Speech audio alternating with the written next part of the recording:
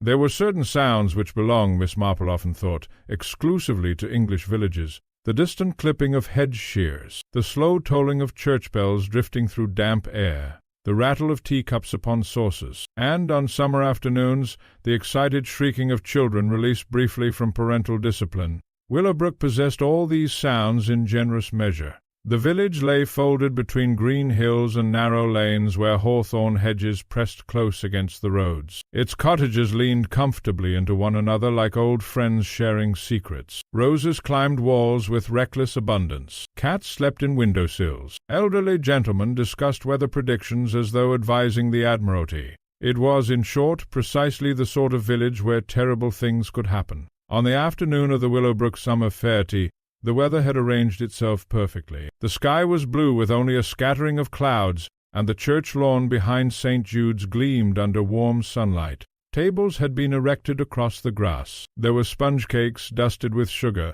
jars of marmalade for competition judging, and a white-painted store where Mrs. Cartwright sold knitted scarves no one needed in July. Miss Jane Marple sat quietly beneath a striped parasol near the tea-tent. She wore pale grey, as she often did, and held a delicate china cup in one hand, while appearing deceptively to pay attention to nothing at all. In reality she observed everything. "It's really very good for the village morale," declared Mrs. Bantry, helping herself to another slice of seed-cake. "After all the dreariness last winter." Said Miss Marple pleasantly. Mrs. Bantry lowered her voice. "Though naturally everyone is talking about poor Colonel Ashcombe. Indeed, you know he's let Rosebank Hall at last. Financial pressures, apparently. Very sad. Old family and all that." Miss Marple stirred her tea thoughtfully. Colonel Edmund Ashcombe had returned to Willowbrook only 6 months earlier after decades abroad in India and Kenya. Tall, silver-haired, and handsome in the weathered military fashion, he had quickly become a figure of admiration among the village ladies. Too much admiration, some whispered. Miss Marple had observed the colonel twice at church and once purchasing cigars in Hanley's tobacconist's shop. He possessed charm, certainly, but also a curious watchfulness around the eyes, a man accustomed to measuring danger. Beyond the tea-tent, laughter rose from the coconut shy. Young Gerald Finch, the vicar's nephew, had succeeded in knocking down 3 coconuts in succession and was celebrating with theatrical bows. Near the flower competition tent 2 women stood speaking in low, tense voices. Miss Marple's gaze lingered there briefly. One was Mrs. Eleanor Ashcombe, the colonel's considerably younger wife, dark-haired, elegant, and beautiful in a manner Willowbrook considered slightly excessive for village life. The other woman was Miss Lydia Vale. Miss Vale lived alone at Briar Cottage and taught piano to village children. She dressed simply, spoke quietly, and had the pale, strained appearance of someone carrying private unhappiness. At that moment Colonel Ashcombe himself emerged from the crowd carrying a glass of lemonade. He paused upon seeing the 2 women. Something changed instantly, not outwardly, not enough for most observers, but Miss Marple noticed the almost invisible tightening around his mouth. Mrs. Ashcombe turned sharply away from Miss Vale. The colonel approached. Miss Vale stepped back. Then she said something. Miss Marple could not hear the words, but she saw the colonel's face lose color. A curious thing, very curious indeed. The fete continued. Children raced between stalls. The church choir attempted a spirited rendition of Greensleeves. Mr. Pritchard, the solicitor, won second prize for onions and complained bitterly that the judging was politically motivated. At 4:30 the dog began barking. It belonged to old Mr. Simpkins, who lived in a narrow cottage near the edge of the churchyard. The animal, a black mongrel called Bosun, was generally lazy and amiable. Now it barked furiously. Again and again, sharp, frantic bursts. People glanced irritably toward the church lane. "Someone ought to quiet the creature," muttered Mrs. Cartwright. But Bosun continued, barking not like a dog warning off strangers, barking like a dog terrified. Miss Marple set down her teacup. "Dogs are often extremely sensitive," she murmured. Mrs. Bantry looked puzzled. "My dear Jane?" But Miss Marple had already risen. She walked slowly across the lawn, careful over uneven grass. Several villagers had begun turning toward the lane now, distracted by the relentless noise. Bosun stood outside the gate leading toward the old well path behind the churchyard. The dog barked at nothing, or so it seemed. Its hackles were raised. It backed away repeatedly, then rushed forward again in agitation. "Poor brute's gone mad," said somebody nearby. Miss Marple did not think so. She moved closer. Then she saw it, just visible beyond the hedgerow beside the narrow path, a gentleman's brown leather shoe, perfectly still. For one brief moment nobody moved. Then Mrs. Bantry gave a little scream. Within minutes the fete dissolved into confusion. Men hurried forward. Women gathered in frightened clusters. Children were sent away despite desperate protests. Dr. Haynes arrived first, then Superintendent Harold Greaves from Much Benham. The body lay partly concealed in the grass near the old stone well. Colonel Edmund Ashcombe was dead. The news spread through Willowbrook with astonishing speed. By evening every curtain twitched with speculation. Lights burned late behind cottage windows. At the Blue Boar Inn voices murmured over warm ale. Murder. The word travelled softly but eagerly. Miss Marple sat by her own fireplace later that night, knitting pale blue wool while her maid Florence cleared away supper dishes. A dreadful business, Florence declared. Though between ourselves, ma'am, I never trusted gentlemen with moustaches quite that neat. Miss Marple smiled faintly. Human beings, she reflected, were always anxious to explain evil quickly. It reassured them. Outside, rain had begun tapping softly against the windows. Miss Marple's knitting needles clicked steadily. Her thoughts, however, remained fixed upon several details. Colonel Ashcombe had been struck violently at the back of the head. Dr. Haynes estimated death occurred shortly before the body was discovered. No weapon had yet been found. But what interested Miss Marple most was neither the wound nor the timing. It was the expression she had observed before the murder. Mrs. Ashcombe's anger, Miss Vale's fear, and the Colonel's unmistakable shock. There was also the matter of the dog. Animals did not bark at empty shadows without reason. The following morning dawned grey and damp. Willowbrook awoke subdued but intensely alert. Miss Marple encountered Mrs. Finch outside the baker's shop. "My dear Miss Marple," said the vicar's wife breathlessly, "have you heard? They say Colonel Ashcombe quarrelled violently with Mr. Pritchard only yesterday." "Really?" "Something about investments, or debts, though naturally one hates to repeat gossip." Mrs. Finch continued repeating gossip for another 12 minutes. By noon at least 6 motives had emerged throughout the village: financial ruin, a romantic scandal, blackmail, inheritance, foreign enemies from the Colonel's military past, and suggested darkly by Mrs. Cartwright Bolsheviks. Miss Marple listened carefully to all of it. That afternoon Superintendent Greaves called upon her. He was a large, practical man with an impressive moustache and the cautious expression of one accustomed to village interference. "Miss Marple," he said politely, "I understand you were present at the fete." "Yes, indeed." "And you noticed nothing unusual?" Miss Marple folded her hands. "Oh, several unusual things, Superintendent, though one hesitates to know which may matter." Greaves suppressed what looked dangerously like impatience. "Yes? For instance, Colonel Ashcombe appeared distinctly upset after speaking with Miss Lydia Vale." The superintendent made a note. "Anything else?" Miss Marple considered. "Mrs. Ashcombe seemed angry rather than distressed before the murder." "That could mean many things." "Yes," said Miss Marple gently. "Human emotions usually do." Greaves shifted. "There's another matter. Apparently the Colonel received letters recently. Anonymous ones." "How unpleasant." "We found fragments burned in his study grate." Miss Marple looked thoughtful. "People rarely burn harmless letters, Superintendent." "No." He paused. "There's also evidence the Colonel intended altering his will." Now that, thought Miss Marple, was extremely interesting indeed. After the superintendent departed, Miss Marple remained seated by the window, watching rain drift across her small garden. Beyond the roses and wet hedges, Willowbrook appeared peaceful as ever. Yet beneath peaceful surfaces lay envy, resentment, greed, humiliation, fear. Miss Marple had seen it all before. In villages especially, people knew far too much about one another and never quite enough. Her knitting rested forgotten in her lap. At length she murmured softly to herself, "The wrong thing, I think, is being noticed." And somewhere beyond the misty lane near the churchyard, Bosun the dog began barking once more. Rain lingered over Willowbrook for 3 days after the murder.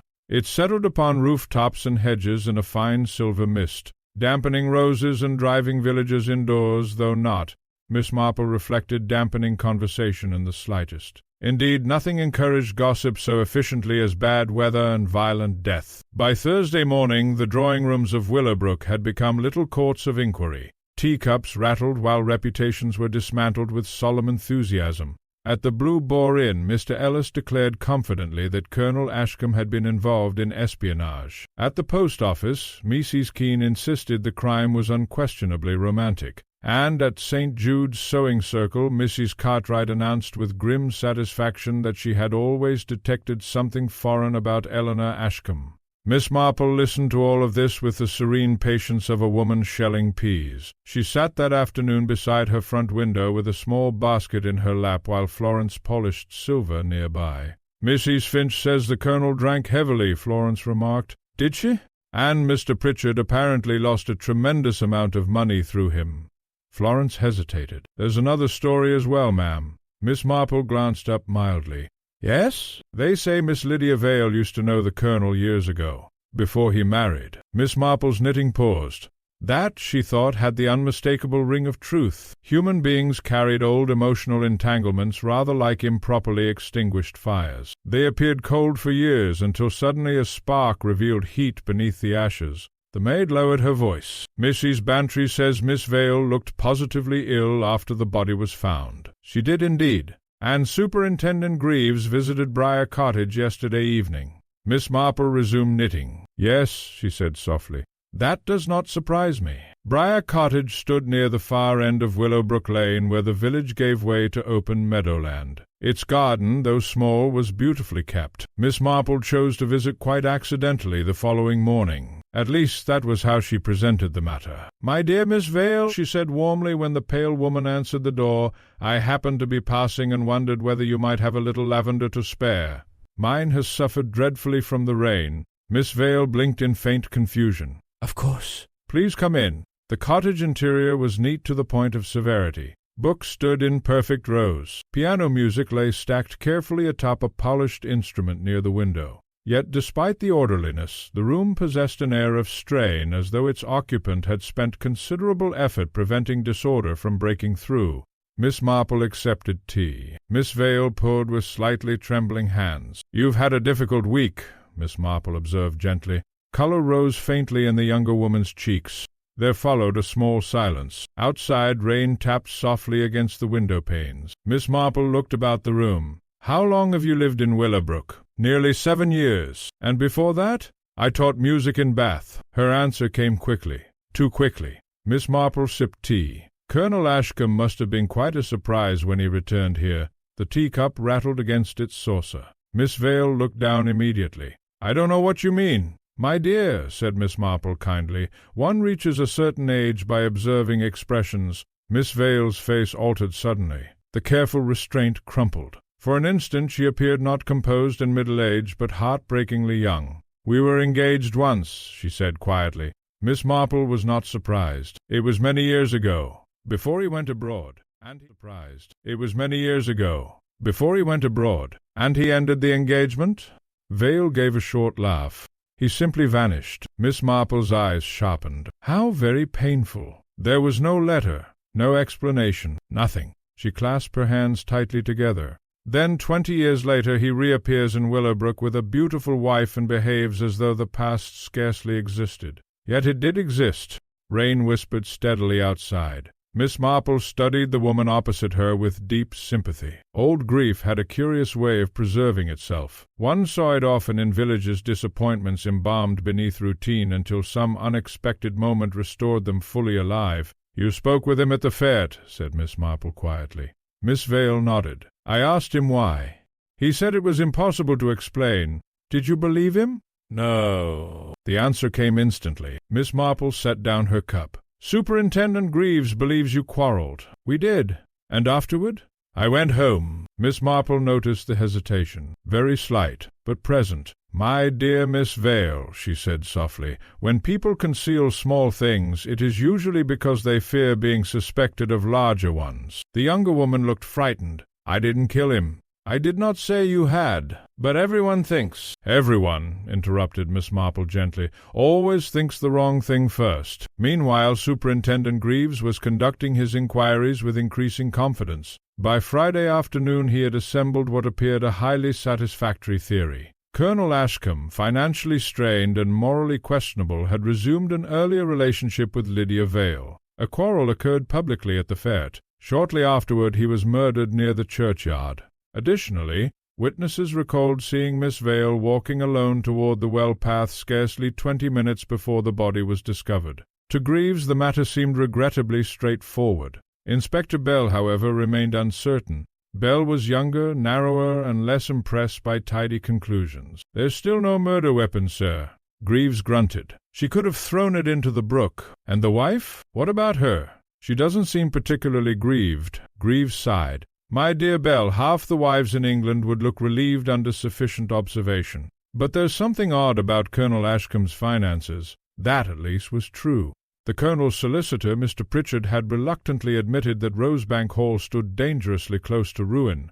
Debts had accumulated, investments had failed, and only days before his death Colonel Ashcombe had requested urgent changes to his will. "Who benefits?" Greaves asked. "His wife inherits the majority. A smaller amount goes to a cousin in Surrey. And Miss Vale—" "Nothing." Greaves leaned back heavily. "There you are, then." Yet Inspector Bell remained unconvinced, because another troubling detail had emerged that morning. One of the housemaids at Rosebank Hall reported overhearing a violent argument between Colonel and Mrs. Ashcombe the night before the fete. The words had been indistinct, but one sentence remained very clear. "You should have told me before we came here." That same evening Miss Marple attended a small gathering at the Bantries. It had originally been intended as a cheerful bridge supper. Instead, it became an informal post-mortem conducted over cold ham and sherry. "Mrs. Bantry lowered her voice dramatically. I heard from Dr. Haynes that the Colonel had enemies abroad." "Nonsense," said Colonel Bantry. "Every retired officer has enemies abroad according to village imagination."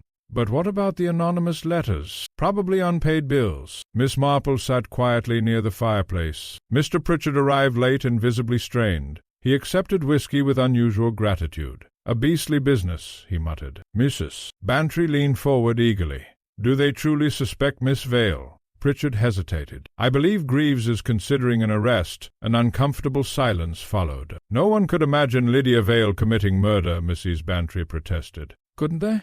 Miss Marple thought sadly that villagers imagined murderers very selectively. Quiet, unmarried women were considered capable of emotional violence. Charming military men rarely were. "How dreadful!" murmured Miss Marple. Pritchard stared into his glass. Then, unexpectedly, he said, "The strange thing is Ashcombe himself seemed frightened." Miss Marple looked up immediately. "Frightened?" "Yes, during the last fortnight especially." He frowned. "I asked him directly whether someone was blackmailing him. And what did he say?" Pritchard gave a dry laugh. "He said the past is a patient hunter." The room fell silent. Miss Marple's knitting needles slowed. The past. That often explained murder better than the present, because human beings seldom killed for immediate reasons alone. Crimes ripened slowly over years through resentment, humiliation, greed, betrayal. Outside, wind moved softly through wet trees, and somewhere in the darkness beyond the village, Bosun the dog barked again, not wildly this time, but once.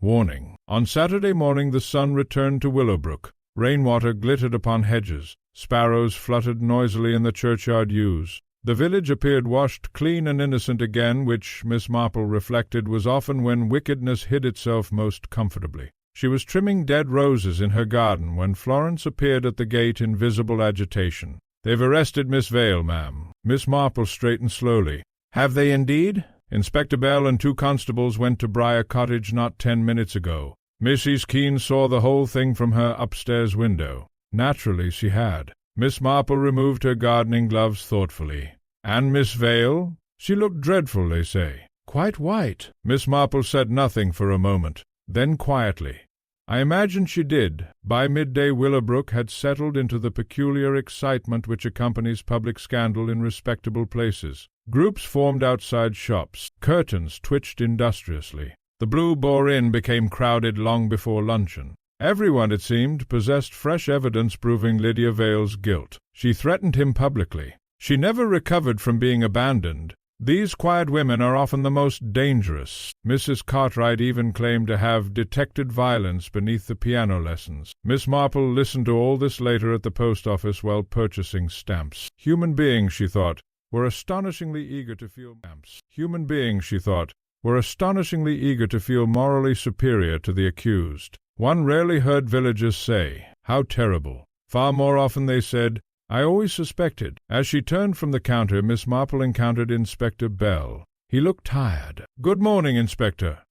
"Miss Marple, you don't appear entirely satisfied." Bell glanced about cautiously before lowering his voice. "Between ourselves, I'm not certain we've got the right person." Miss Marple regarded him approvingly. "That is a very intelligent thing to say." Bell looked faintly embarrassed. "There's evidence, certainly." Miss Vale admitted quarrelling with Ashcombe, and one of the Fed volunteers saw her near the well path shortly before the body was found. But something doesn't fit." Miss Marple waited patiently. Bell frowned. "The timing. She says she left the Fair immediately after speaking with the Colonel. Yet another witness places her by the churchyard later.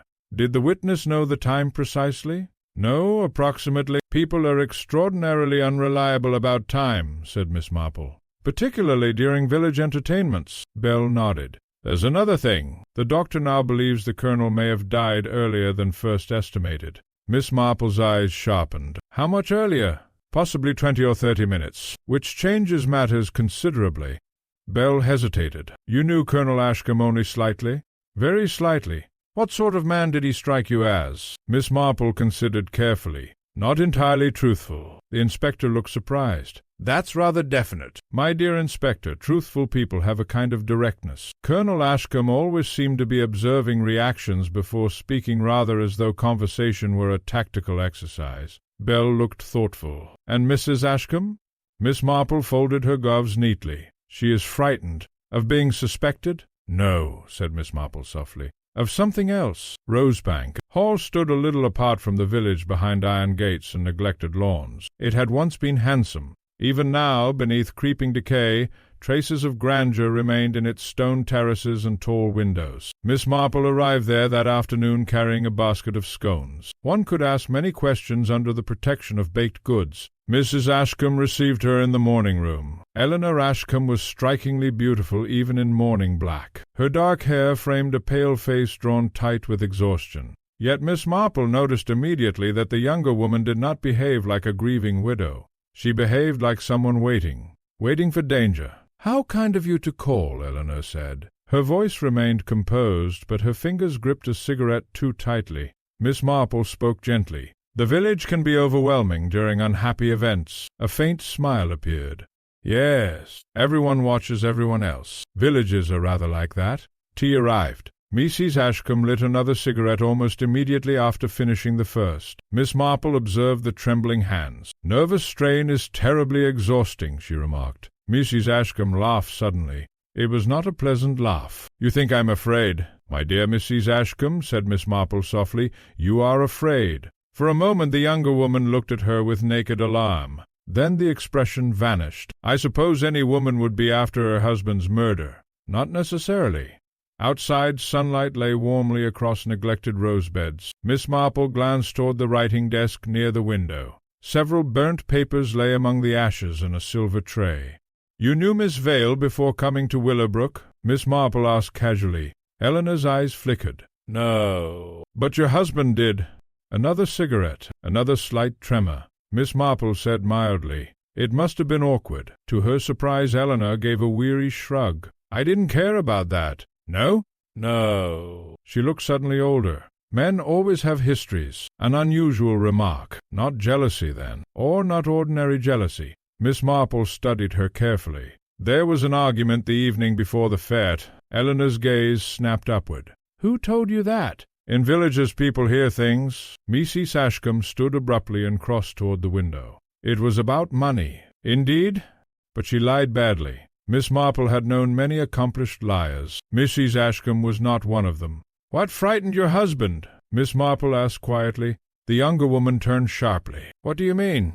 "He had been receiving anonymous letters." No answer. "He appeared deeply anxious during the fete." Still silence. Then, unexpectedly, Eleanor said in a low voice, "Do you know what's terrible about secrets, Miss Marple?" "My dear, there are so many terrible things about secrets. They don't stay buried, however carefully one buries them." Miss Marple felt a small chill. Before she could reply, the door opened. Mr. Pritchard entered abruptly. He stopped short upon seeing Miss Marple.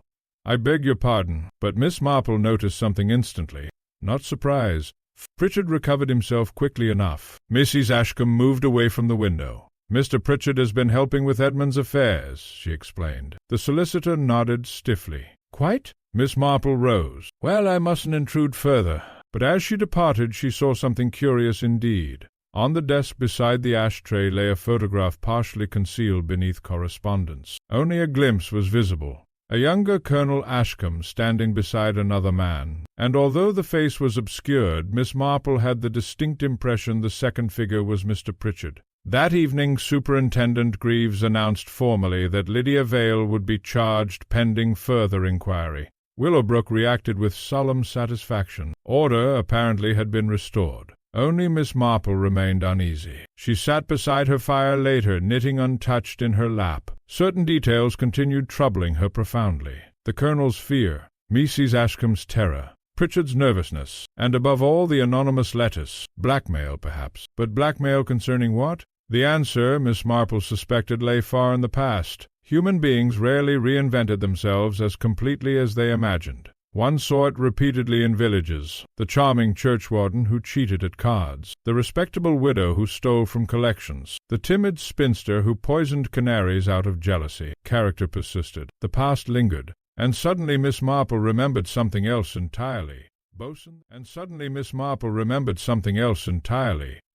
the dog. At the fete the animal had barked furiously before the body was discovered. But not toward the body, toward the hedgerow beside it, as though someone had been standing there moments earlier, watching. Miss Marple set down her knitting very carefully. Then she murmured to herself. "No," said Miss Marple, "Lydia Vale is not the person they ought to be afraid of at all." Miss Marple slept badly that night. Not from fear, she very seldom experienced fear herself, but because her mind had begun arranging facts into uncomfortable patterns. At 3:30 in the morning she sat upright in bed with sudden clarity. It was not the murder itself that disturbed her most. It was the atmosphere surrounding it. People behaved differently after crimes depending upon the nature of their guilt. The innocent became frightened. The vain became dramatic, the dishonest became cautious, and those who feared exposure of older sins often reacted more violently than the murderer. Colonel Ashcombe, Miss Marple thought, had not merely feared death. He had feared revelation. By breakfast he had resolved upon a small experiment. The opportunity arrived sooner than expected. At 11 o'clock Florence announced that Mr. Pritchard wished to see her. The solicitor entered looking considerably less composed than usual. His clothes were immaculate, but there were dark hollows beneath his eyes. "Miss Marple," he began awkwardly, "I hope I'm not intruding." "Not at all. Do sit down." He accepted tea absently. For several moments he appeared uncertain why he had come. Then abruptly, "I understand you visited Rosebank Hall yesterday. How did Mrs. Ashcombe seem?" "Very distressed." Pritchard stared into his teacup. "She's younger than Edmund was. Such situations can be difficult." Miss Marple regarded him quietly. Another silence. Then he said suddenly, "I suppose you think Lydia Vale guilty?" Miss Marple smiled faintly. "My dear Mr. Pritchard, I very rarely think anything until sufficient evidence accumulates. You believe she's innocent?" "I believe," said Miss Marple carefully, "that somebody wishes the village to think she is guilty." The solicitor looked up sharply, and there it was again. Not grief, not shock. Miss Marple continued gently. "You knew Colonel Ashcombe a very long time, I think." Pritchard hesitated. "Before he went abroad?" "How interesting." The solicitor shifted uneasily. "I'm afraid I don't quite follow." "Oh, it was merely that I noticed an old photograph yesterday at Rosebank Hall. You appeared to be standing beside Colonel Ashcombe." A tiny sound escaped him. Not quite a gasp, but close. Miss Marple folded her hands peacefully. "You were friends?" "For a time." "How long ago?" 30 years, perhaps. "And afterward?" Pritchard gave a strained smile. "People drift apart." "Yes," said Miss Marple softly, "though sometimes they drift apart because one knows rather too much about the other." The solicitor's face had gone pale. He rose abruptly. "I really must be going." Miss Marple did not stop him. At the door he paused. Then, without turning, he said, "There are things, Miss Marple, which are better left buried." "My dear Mr. Pritchard," said Miss Marple quietly, "murder has a way of digging them up again." After he left, Florence entered carrying fresh coal. "That gentleman looks as though he's seen a ghost," she observed. Miss Marple stared thoughtfully toward the window. "No," she said, Not a ghost. Then, after a pause, his younger self, perhaps. Meanwhile, Willowbrook had adopted Lydia Vale's guilt with increasing enthusiasm. By afternoon the story had become almost elegant in its simplicity. A woman abandoned in youth encounters her former lover years later. Old passion revives, a quarrel erupts, violence follows. It possessed all the emotional neatness people preferred in crimes. Only Inspector Bell remained dissatisfied. He visited Briar Cottage again that evening. Vale sat near the piano, pale but composed. "You understand the evidence against you," Bell said carefully. "Yet you still insist you left the fete immediately after speaking with Colonel Ashcombe." "I did." "Then why did Miss Size Keen see you near the churchyard afterward?" Miss Vale looked genuinely bewildered. "I wasn't there." Bell studied her. He had questioned enough criminals to recognize rehearsed lies. Miss Vale did not sound rehearsed. She sounded frightened. "There's another matter," Bell continued. "Did Colonel Ashcombe ever mention receiving threatening letters?" At once her expression changed, very slightly, but unmistakably. Bell leaned forward. "You knew about them. He mentioned difficulties." "What sort of difficulties?" "I don't know." "Miss Vale." She clasped her hands tightly. "He said someone from the past had found him." Bell frowned. "What does that mean?" "He wouldn't explain." "Did he seem afraid?" "Of whom?" "I don't know." But again Bell sensed incompleteness. Not dishonesty exactly. Concealment. As he departed, his gaze lingered upon the piano. A sheet of music lay open there, and beside it stood a framed photograph of a young man in military uniform, Colonel Ashcombe. Bell felt suddenly, unexpectedly sorry for her. That same evening a second incident occurred. Bosun the dog disappeared. Old Mr. Simpkins arrived breathless at the police station shortly after dusk. "Someone's taken him." Greaves looked irritated. "The dog?" "Yes, the dog. He was tied outside the cottage. Now he's gone." Inspector Bell looked up immediately. "When did this happen?" "An hour ago, perhaps." "Did you see anyone?" But Bosun wouldn't run off. Not at his age. Greaves sighed heavily. "Surely this can wait until after the murder inquiry." But Bell was already thinking. The dog had barked furiously at the fete. The dog might have seen something. And now the dog vanished. Not coincidence, perhaps. Not at all. Miss Marple received the news from Mrs. Bantry the following morning. "They've stolen the poor creature." Mrs. Bantry exclaimed. "Really, Jane, what next?" Miss Marple looked grave. "That is extremely significant." "My dear, surely not." "Oh, yes." She set aside her knitting. "Animals are inconvenient witnesses." Mrs. Bantry stared. "You think someone took the dog because of the murder?" "I think," said Miss Marple slowly, "someone became afraid." A breeze moved softly through the open window, carrying scents of damp earth and roses. Miss Marple's thoughts returned to the fete. Bosun barking furiously toward the hedgerow. Not at the corpse, at someone nearby, someone alive, someone hidden. And then another thought emerged, a deeply unpleasant one. Suppose the murderer had not intended Colonel Ashcombe to die at the fete at all. Suppose something had gone wrong unexpectedly. That would explain panic, the desperate attempt to direct suspicion elsewhere. Miss Marple rose abruptly. "My dear," said Mrs. Bantry, startled, "where are you going?" "To Rosebank Hall." "Why?"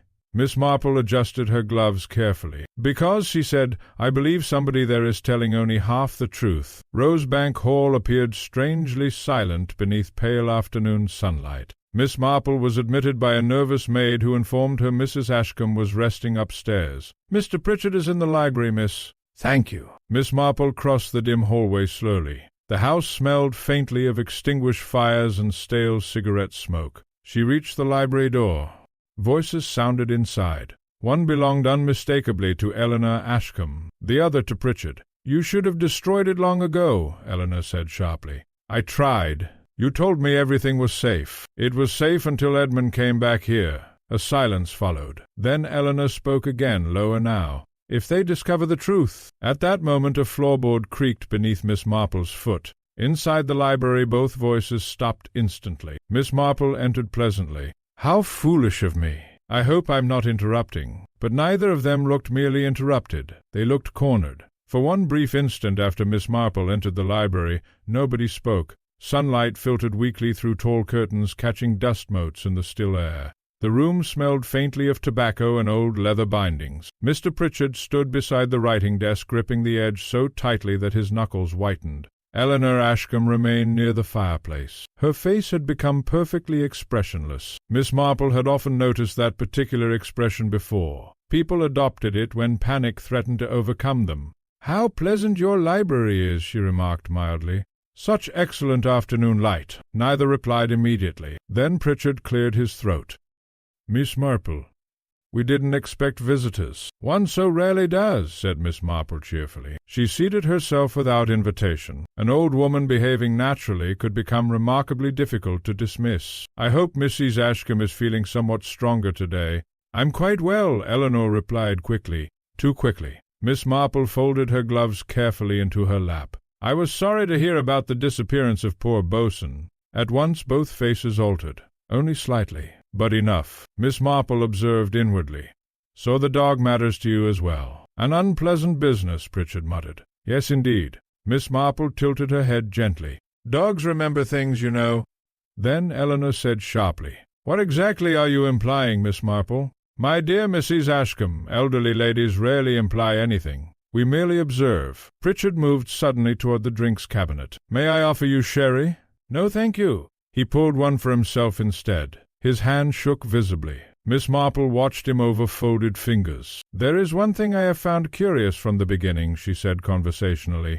Neither answered. "The Colonel's life abroad." Pritchard froze almost imperceptibly. Miss Marple continued. "Everyone speaks of India and Kenya and military postings, yet nobody in Willowbrook seems actually to know very much about them." Pritchard laughed too loudly. "That hardly seems suspicious." "No," agreed Miss Marple softly. "Not by itself." Eleanor turned away toward the window. "You can't seriously imagine Edmund invented his life." "Not entirely invented, perhaps." Miss Marple's voice remained gentle, but possibly adjusted. The younger woman's shoulders stiffened, and in that instant Miss Marple became nearly certain, not of the whole truth, but of its direction. People who were innocent of a thing denied it naturally. People who feared exposure reacted before thinking. She rose slowly. "Well, I mustn't tire you both." Pritchard stepped forward almost eagerly. "Yes, quite." At the door Miss Marple paused. "Oh, one small matter." They both looked at her. "I wonder whether Colonel Ashcombe truly ever lived in Kenya at all." No one spoke, but the silence itself answered her. That evening Inspector Bell arrived unexpectedly at Miss Marple's cottage. He looked exhausted. "You were right," he said without preamble. Miss Marple glanced up from her knitting. "About which thing, Inspector?" "At my age one accumulates so many opinions." Bell almost smiled. "The timing of the murder. We've revised the doctor's estimate again. Ashcombe likely died before 4:30, before Bosun began barking." Miss Marple nodded slowly, meaning the murderer had already left the scene, or was hiding nearby. Bell sat heavily. "There's more. We've checked portions of Ashcombe's military record. He served in India briefly after the war, but after that—" Bell frowned. "The trail becomes oddly vague." Miss Marple was unsurprised. "No official postings in Kenya?" "None we can verify." "How very awkward." Bell leaned forward. "Miss Marple, what do you think was going on?" She considered carefully. "When people return to villages after many years abroad, Inspector, they often expect the past to remain comfortably dead." "Yes, but villages remember." Bell waited. "And sometimes," Miss Marple continued softly, "other people remember too." The breakthrough came from an unexpected source. Mrs. Finch, the vicar's wife, arrived breathlessly at Miss Marple's cottage the following morning carrying a stack of parish magazines. "My dear Miss Marple, I've remembered the oddest thing." "Yes? It's about Colonel Ashcombe. Or rather, not about him exactly." Miss Marple offered tea. Mrs. Finch sat down eagerly. "You know we keep old parish notices in the church vestry? Well, I was searching for Harvest Festival records and came across something peculiar." She produced a yellowing clipping. Miss Marple adjusted her spectacles. The notice was nearly 30 years old. It announced the sudden disappearance of a young man from Willowbrook, Thomas Pritchard, nephew of local solicitor Arthur Pritchard, reported missing after departure for London. Miss Marple looked up sharply. "Thomas Pritchard?" "Yes." "Mr. Pritchard's cousin, apparently. I'd quite forgotten him. What happened?" "No one knew. The family believed he went abroad." Miss Marple's eyes moved slowly back to the clipping. The accompanying photograph showed a handsome young man with dark hair and confident eyes, and although age altered faces greatly, the resemblance was unmistakable. Inspector Bell arrived within the hour. He stared at the clipping in astonishment. "Good God!" "Yes," said Miss Marple quietly. Belle looked from the photograph back to her. "You think Colonel Ashcombe was actually Thomas Pritchard?" "I think," said Miss Marple carefully, "that Colonel Ashcombe may never have existed before 30 years ago." Belle sat down heavily. "But why?" Miss Marple folded her hands. "One must imagine the circumstances. A young man disappears. Years later, another man appears abroad under a new identity. Charming, plausible, difficult to verify.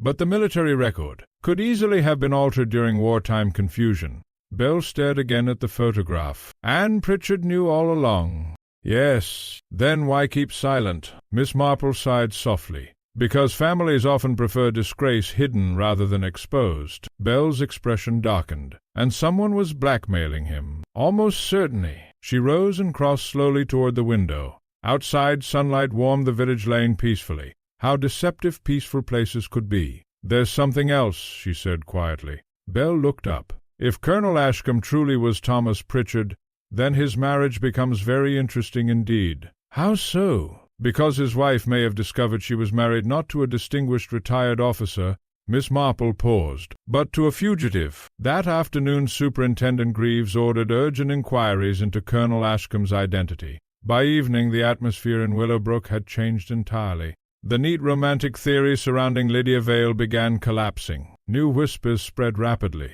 Fraud, forgery, bigamy perhaps. Even espionage resurfaced triumphantly in Mrs. Cartwright's imagination. But Miss Marple's attention remained fixed elsewhere, not upon the false identity itself, but upon motive, because false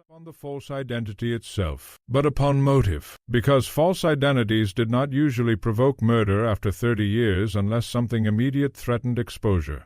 And somebody clearly had become desperate. Late that evening Florence entered the drawing-room looking pale. "There's a gentleman asking for you, ma'am."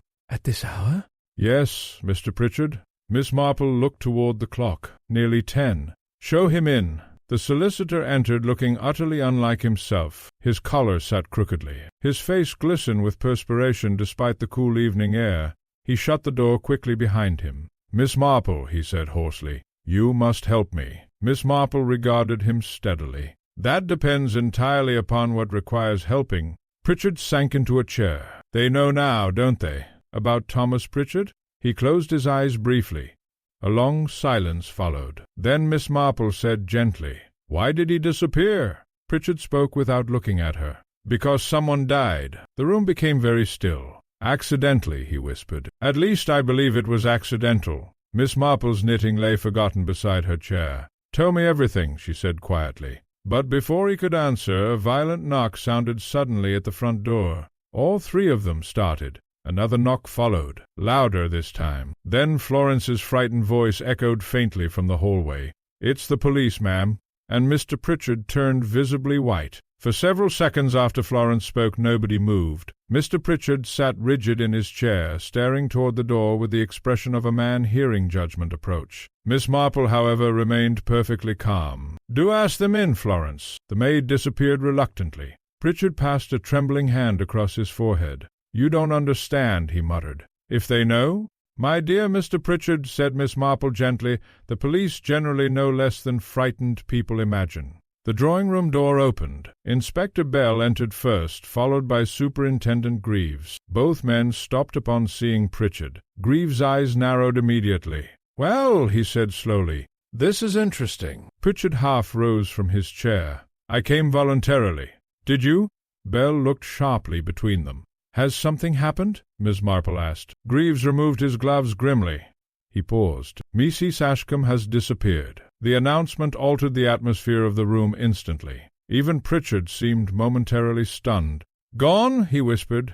Greaves nodded. "The servants assumed she had retired early. Half an hour ago the housemaid discovered her room empty." "Any sign of struggle?" asked Bell.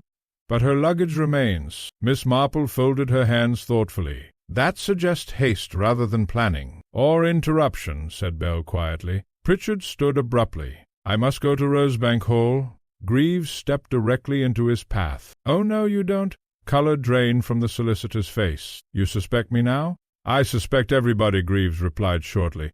"Especially people who conceal identities for 30 years." Miss Marple glanced sharply at him. "So you know." Greaves gave a curt nod. "We received confirmation an hour ago. Colonel Ashcombe was indeed Thomas Pritchard." A silence followed. Inspector Bell looked almost sympathetic toward the solicitor.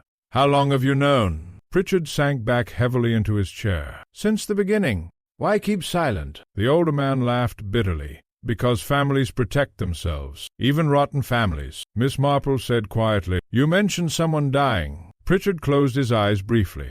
Greaves remained standing. "You'd better start talking immediately." The story emerged slowly, painfully.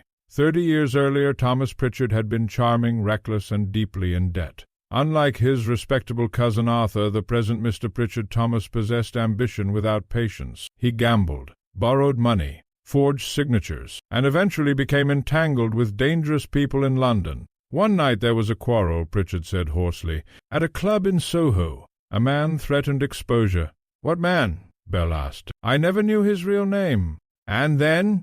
"Thomas struck him." The solicitor swallowed. The man fell, hit his head against the fireplace. Miss Marple remained very still. "And died?"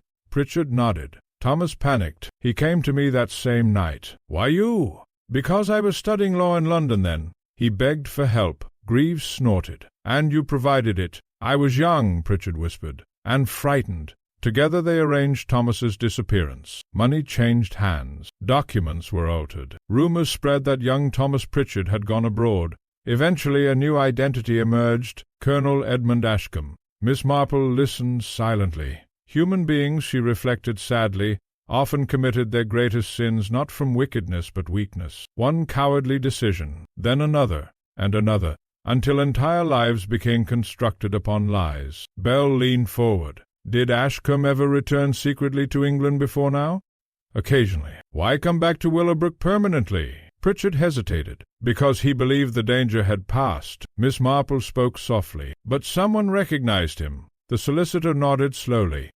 "I don't know." Miss Marple thought of the anonymous letters, the blackmail. A past suddenly resurrected. Greaves crossed his arms. "And Mrs. Ashcombe?" "She discovered the truth only recently." "How?" Pritchard gave a weary laugh. "Thomas drank too much one evening. Said things he shouldn't." Bell frowned. "She threatened exposure?" She was terrified. He looked toward Miss Marple helplessly. "You must understand her marriage wasn't legal. Thomas Pritchard was technically dead. A deeply unpleasant situation indeed." Miss Marple could easily imagine the horror of such discovery. Not merely deceit. Complete annihilation of identity. Mrs. Ashcombe had married a man who did not legally exist. By midnight a search party combed the grounds surrounding Rosebank Hall. Lanterns moved through wet gardens and dark shrubbery. Miss Marple remained awake at her cottage waiting for news. Something troubled her profoundly. If Eleanor Ashcombe had fled voluntarily, why leave without money or luggage? But if she had been abducted, that seemed improbable. Then another possibility emerged quietly in Miss Marple's mind. Suppose Eleanor had discovered something after the murder.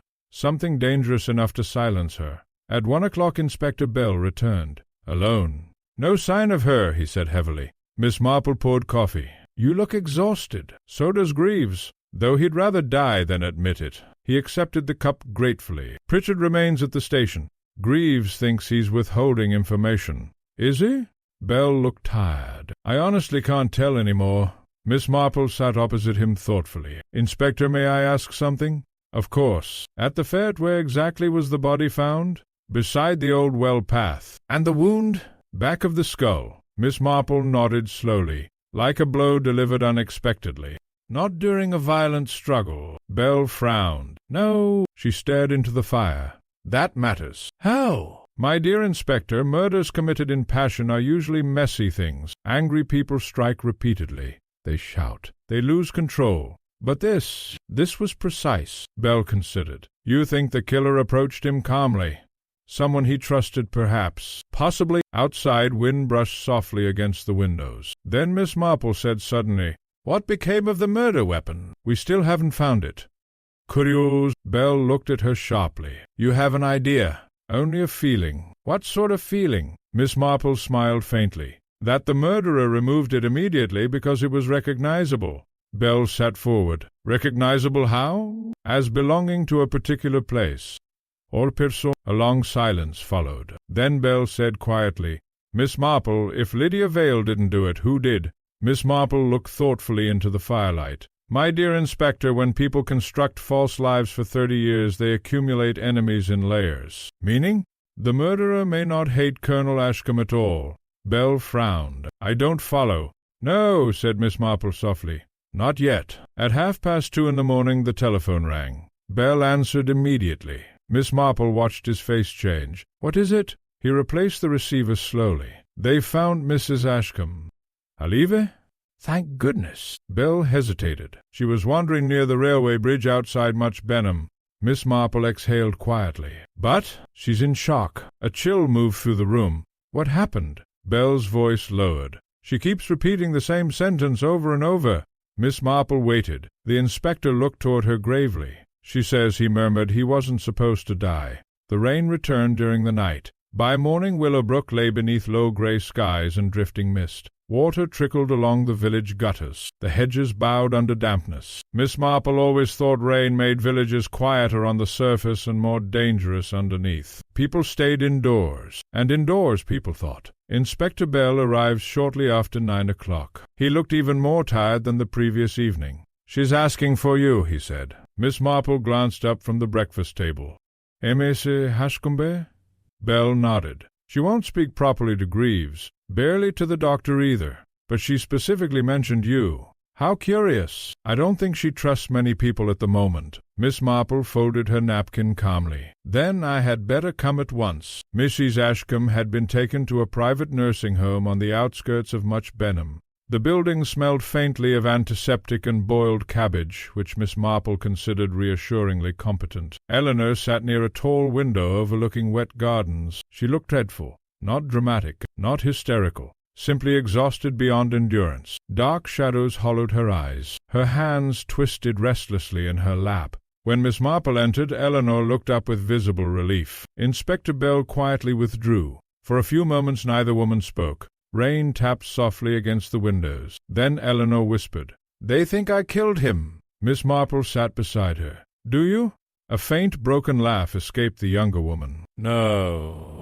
Silence again. Then Miss Marple said gently, You told Inspector Bell that Colonel Ashcombe wasn't supposed to die. Eleanor closed her eyes. What did you mean? For several seconds she seemed unable to answer. Then at last, because it was meant to frighten him. Miss Marple remained very still. Go on. Eleanor stared out toward the rain. Someone had been sending letters for weeks, threatening letters, the anonymous ones. Did you know who sent them?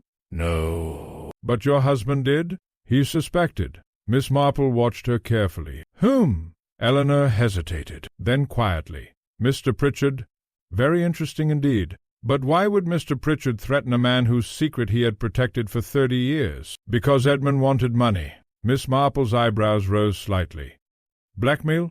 Eleanor nodded bitterly. Everything was collapsing. The debts, the house, all of it. Edmund said it was collapsing. The debts, the house, all of it. Edmund said Arthur owed him for helping hide the truth years ago. How unpleasant. He threatened to expose everything unless Arthur paid. Miss Marple folded her hands thoughtfully. So the blackmail had flowed in the opposite direction, not toward Colonel Ashcombe. From him. Human wickedness, she reflected, so often circled back upon itself. And Mr. Pritchard refused? At first. But eventually?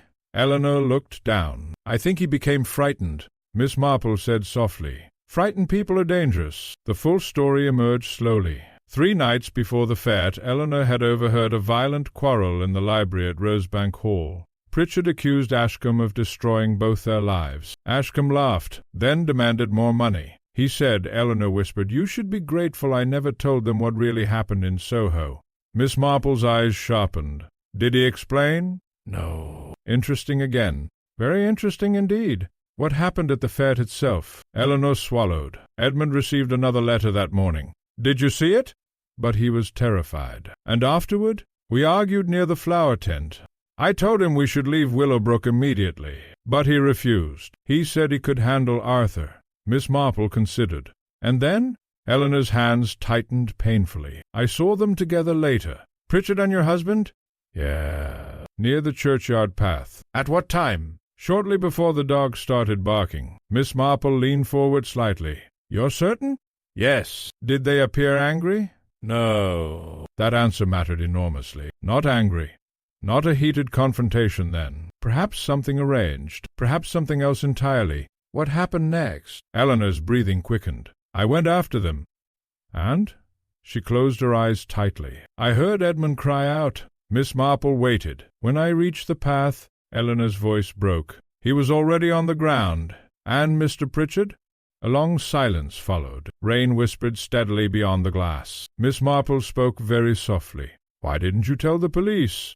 Because I thought Arthur killed him. Did he? Eleanor looked suddenly uncertain. I don't know. That uncertainty interested Miss Marple greatly. People who truly witnessed murder usually convince themselves quickly.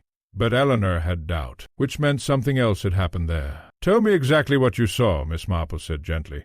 Everything. Eleanor pressed trembling fingers against her temples. The dog was barking horribly. I came around the hedgerow and saw Edmund lying beside the well. There was blood. She shuddered. And then? I thought I saw someone moving behind the hedge. Miss Marple's eyes sharpened instantly. Someone else? I'm not certain. Man or woman? I couldn't tell. Why not? Because it happened so quickly. Miss Marple sat back slowly. Now matters became considerably more complicated. If another figure had indeed been present, then Pritchard might not have been the killer at all. Merely a witness, or participant, or intended victim himself. What did you do then? Miss Marple asked. I ran. Immediately? But you didn't go to the police. No. Eleanor looked miserable. I panicked. Miss Marple nodded sympathetically. People always imagined they would behave nobly during crises. Very few actually did. Then why disappear yesterday evening? At once genuine fear crossed Eleanor's face. Because someone came to Rosebank Hall. I don't know. Tell me. Eleanor lowered her voice almost to a whisper. I found a note in my room. Miss Marple felt a distinct chill. What note? Just one sentence. What sentence? Eleanor looked toward her with terrified eyes. It said, You saw too much beside the well. Inspector Bell listened grimly as Miss Marple repeated the conversation later that afternoon. So someone threatened her. Bell paced the small drawing-room. And Pritchard? I think he is frightened too. You still don't believe he committed the murder? Miss Marple considered. I believe Mr. Pritchard has concealed truths for many years, but concealment and murder are not necessarily the same thing. Bell sighed heavily. Greaves disagrees. Does he? He's preparing to charge Pritchard. Miss Marple looked troubled. That would be unfortunate. Bell stopped pacing. You know something. My dear Inspector, I know several things. Unfortunately, they don't yet fit together properly. Such as? Miss Marple counted gently upon her fingers. First, Colonel Ashcombe blackmailed Pritchard. Second, someone frightened Mrs. Ashcombe into silence. Third, Bosun barked at a hidden figure. Bell nodded slowly. And fourth, Miss Marple's expression grew thoughtful. The murder itself still feels wrong. How? It lacks emotional consistency. Bell frowned. That sounds very like you, Miss Marple, but not terribly helpful. She smiled faintly. People kill according to character, Inspector. Violent men kill violently. Frightened people kill clumsily. Selfish people kill conveniently. And this murder feels... She paused. Interrupted. Bell stared at her. Interrupted? Yeah. As though events did not proceed according to plan. A long silence followed. Then Bell said quietly, You think the murderer never intended anyone else to witness the body? Exactly. Outside, church bells began ringing faintly through drifting rain. Miss Marple moved slowly toward the window. And yet, she murmured, someone remained hidden behind that hedge long enough for Bosun to notice. Bell looked at her sharply. You've realized something. Miss Marple nodded once. What? She turned back toward him. I think, said Miss Marple softly, there were 3 people beside the well that afternoon. And for the first time since the murder, Inspector Bell looked genuinely alarmed. Inspector Bell remained silent for several moments after Miss Marple spoke. Rain drifted faintly against the cottage windows. Somewhere in the kitchen Florence moved china carefully upon trays, the ordinary domestic sounds seeming oddly distant against the conversation. At the well? Bell repeated at last. You're certain? My dear Inspector, certainty is always dangerous, but the possibility explains far more than any simpler theory. Bell resumed pacing slowly. Pritchard, and a third person hidden behind the hedge. Precisely. But why remain hidden? Miss Marple settled deeper into her chair. "That depends whether the third person arrived secretly or was already there." Bell stopped. "You mean waiting?" "Possibly." The inspector frowned. "But for whom?" "That," said Miss Marple softly, "is the important question." Later that afternoon Superintendent Greaves formally charged Arthur Pritchard with the murder of Colonel Ashcombe. Willowbrook received the news with a kind of horrified satisfaction. Another arrest, another scandal, and now a respectable solicitor transformed suddenly into a possible killer. Mrs. Cartwright declared she had always distrusted professional men. At the Blue Boar Inn, speculation intensified wildly. Some insisted Pritchard murdered Ashcombe to prevent exposure. Others argued the crime concerned stolen money. One particularly imaginative theory involved wartime espionage and a hidden German codebook. Miss Marple listened to these developments with mild attention while taking tea at the Bantrys'. Mrs. Bantry herself seemed deeply troubled. "Poor Arthur," she murmured. "I simply cannot imagine him striking anyone." Colonel Bantry snorted. "One never can until somebody does. But he's such a timid creature." Miss Marple looked thoughtfully into her teacup. "Yes," she said quietly, "and timid people sometimes behave very oddly when cornered." Mrs. Bantry glanced at her sharply. "You don't think he did it?" "I think," said Miss Marple carefully, "that Mr. Pritchard is certainly hiding something." "That sounds ominous." "It usually is." That evening Inspector Bell returned once more. He carried a leather folder bulging with notes. "I've been reviewing witness statements. How exhausting." "It is." He sat heavily. "There's something odd about the timeline." Miss Marple smiled faintly. "There usually is in murders." Bell ignored this. According to Fed records, Ashcombe left the tea lawn at approximately 4:20. Pritchard was seen speaking with him near the church gate 10 minutes later. "And Lydia Vale?" "Possibly near the same area shortly afterward." Miss Marple nodded. "So far, quite straightforward. But then everything becomes muddled." Bell rubbed his forehead tiredly. "People heard Bosun barking around 4:30. Yet Dr. Haynes now believes Ashcombe may already have been dead several minutes by then." Miss Marple looked interested. "Meaning the barking wasn't triggered by the attack itself?" "Exactly, but by the hidden person." Bell looked at her sharply. "That's what you think?" "My dear Inspector, dogs do not bark hysterically at corpses. They bark at living strangers." Bell leaned back slowly. "And if someone remained concealed behind the hedge after the murder, they may have witnessed something crucial." The inspector hesitated. "Or committed the crime." "Yes." A silence followed. Then Bell opened the folder. "There's another development. We searched Rosebank Hall thoroughly this afternoon. And we found financial records." Miss Marple waited. Bell's expression darkened. "Ashcombe wasn't merely in debt." "No?" "He was ruined." "How unfortunate." "There's more. Large sums disappeared from accounts during the last 6 months." Miss Marple's knitting needles paused. "Disappeared where?" "We don't know." "Interesting again." "Very interesting indeed." "Who had access to the accounts?" she asked. "Primarily Ashcombe, but Mrs. Ashcombe signed several documents as well." Miss Marple considered thoughtfully. "Money complicated crimes beautifully. Not because greed itself was unusual. Greed was exceedingly common, but because financial desperation stripped away pretense faster than almost anything else." Bell continued. "We also found correspondence suggesting Ashcombe planned to leave England soon." "Alone? We can't tell." Miss Marple looked toward the fire. A man blackmailing his cousin. Financially ruined. Preparing to flee. Such a man accumulated enemies quickly. But still something troubled her. Something emotional rather than practical. "Inspector," she said suddenly, "did Mr. Pritchard ever marry?" Bell blinked. "No." "How curious." Bell frowned. "What has that to do with murder?" "Possibly nothing. Possibly everything." She set aside her knitting. "Lonely men often become extraordinarily dependent upon stronger personalities." "You mean Ashcombe?" Bell thought for a moment. "You believe Pritchard spent 30 years protecting him out of loyalty?"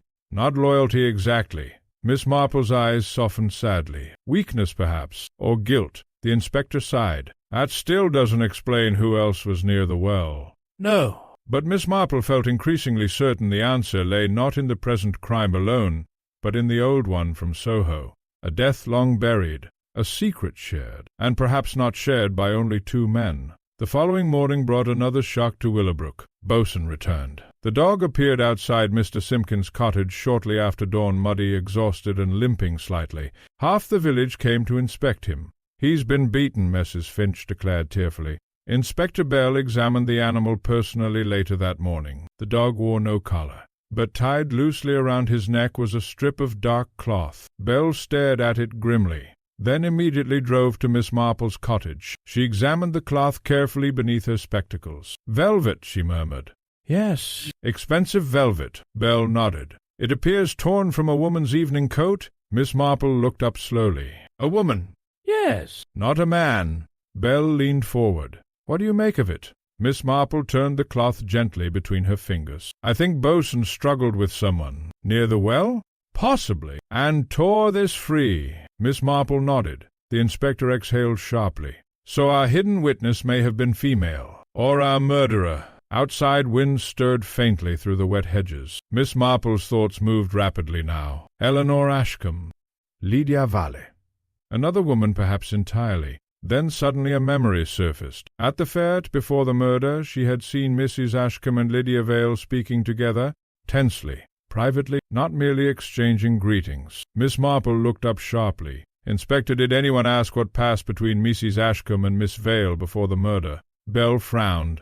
"Why?" "Because," said Miss Marple quietly, "women rarely quarrel publicly without important reason." That afternoon Bell questioned Lydia Vale again. She sat pale but composed in the interview-room at Much Benham Station. "Did you speak privately with Mrs. Ashcombe during the fête?" Miss Vale looked startled.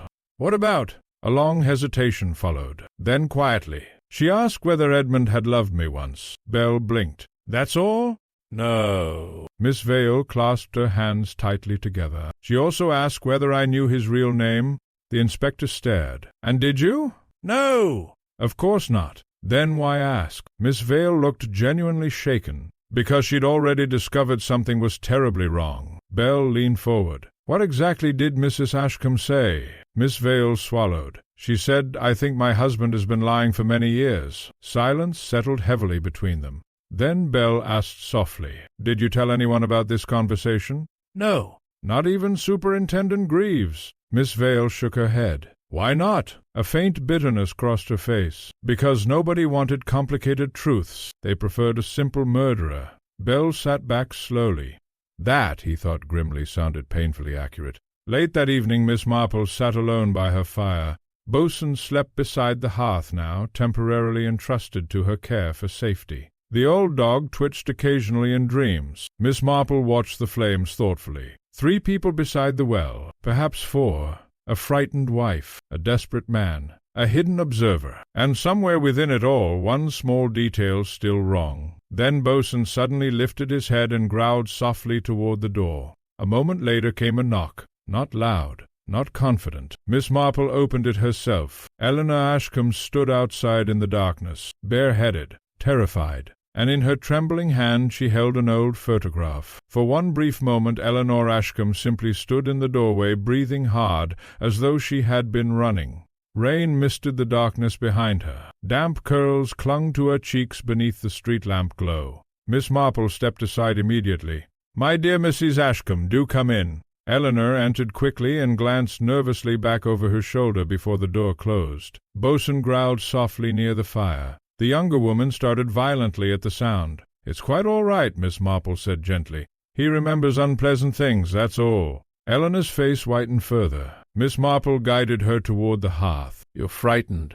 Sit down." For several moments Eleanor seemed unable to speak. Her gloved fingers clutched the photograph tightly enough to bend its edges. Miss Marple waited patiently. At last Eleanor whispered, "I found this hidden in Edmund's desk." She handed over the photograph. Miss Marple adjusted her spectacles carefully. The picture was old and slightly faded. 2 young men stood outside what appeared to be a London club sometime during the late 1920s. One was unmistakably the younger Thomas Pritchard, later Colonel Ashcombe. The other was Arthur Pritchard. But there was a third figure partially visible at the edge of the frame.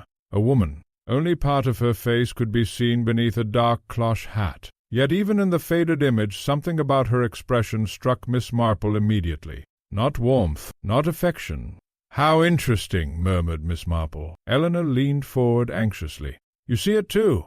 "Possibly. She's the reason." "What reason?" "The reason Edmund came back here." Miss Marple looked up sharply. "Oh!" Eleanor nodded. I found letters hidden with the photograph. Letters from this woman? Signed? No. How frustrating. Eleanor pressed trembling fingers together. But Edmund kept them for 30 years. Miss Marple considered the photograph again. 3 young people frozen in a moment. Marple considered the photograph again. 3 young people frozen and a moment long vanished. And yet the emotional tension still lingered visibly even now. What did the letters say? They accused him of murder. Eleanor hesitated. No. Miss Marple's eyes sharpened. Then of what? Inspector Bell arrived within 20 minutes after receiving Miss Marple's telephone call. He entered damp from the rain and stopped immediately upon seeing Eleanor. "You shouldn't be wandering about alone," he said sharply. "I know." Bell's gaze shifted toward the photograph in Miss Marple's hand. "What's this?" "Perhaps," said Miss Marple quietly, the beginning of understanding. They sat together near the fire while Eleanor explained. The letters had been hidden inside a locked drawer in Colonel Ashcombe's study desk. She discovered them accidentally the previous evening before fleeing Rosebank Hall. "Why take them now?" Bell asked. "Because someone searched my room afterward. The threatening note." Bell frowned. "You think they were looking for these letters?" "I'm certain." Miss Marple handed him the photograph. Bell studied it carefully. "No names. Unfortunately not. But this woman mattered." "Yes," said Miss Marple softly. "Very much indeed." Bell opened one of the letters carefully. The paper crackled with age. The handwriting slanted sharply across the page. "You left me to carry everything alone. One day you will answer for that night." Bell looked up slowly. "That night?" Miss Marple nodded. Another letter contained only a single sentence. "The dead are never truly silent." Bell exhaled quietly. "Well, that's cheerful." Miss Marple remained thoughtful. "These letters weren't written recently." "No." "Years ago, perhaps." Eleanor nodded. "The newest is at least 15 years old." Bell frowned. "Then why did Ashcombe suddenly panic now?" Miss Marple looked toward the fire.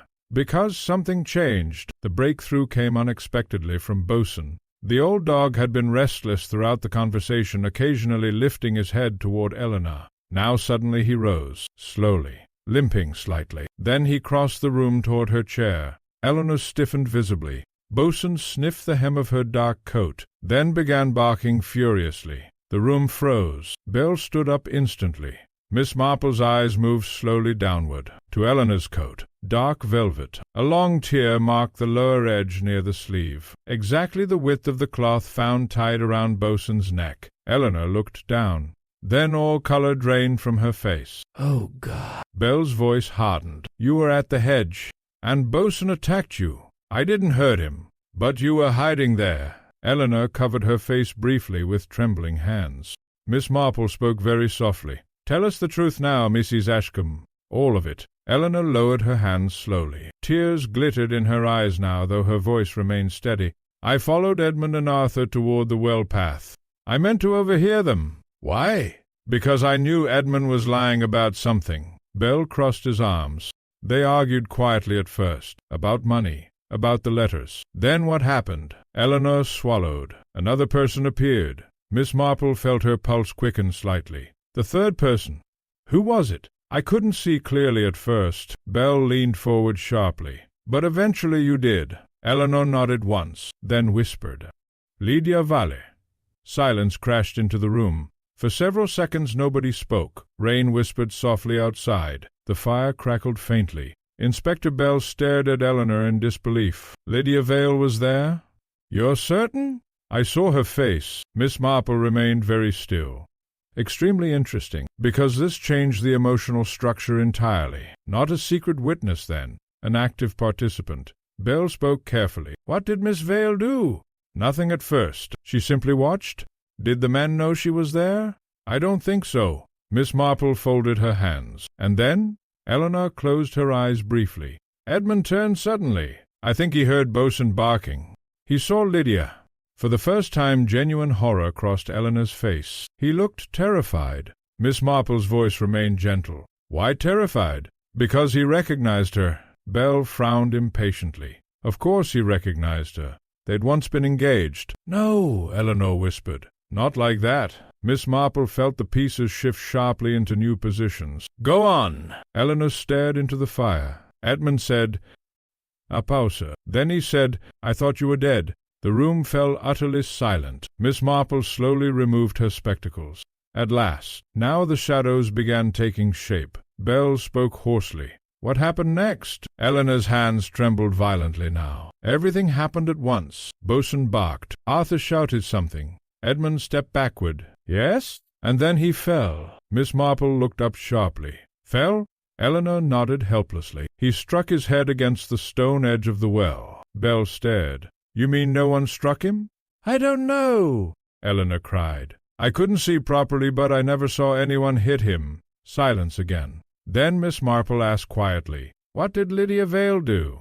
Eleanor whispered. She looked at Edmund's body for a long time. And then, she said, Now you know what it feels like. The fire snapped softly in the stillness, and Miss Marple, gazing thoughtfully into the flames, realized the entire case had just changed completely once again. The following morning dawned cold and bright after the long rain. Sunlight lay sharply across Willowbrook's wet rooftops, illuminating every chimney and hedge with deceptive clarity. Miss Marple had often noticed that clear weather encouraged certainty in foolish people, and certainty, she reflected, was usually dangerous. Inspector Bell arrived early. He looked as though he had slept scarcely at all. Greaves is furious, he announced without preamble.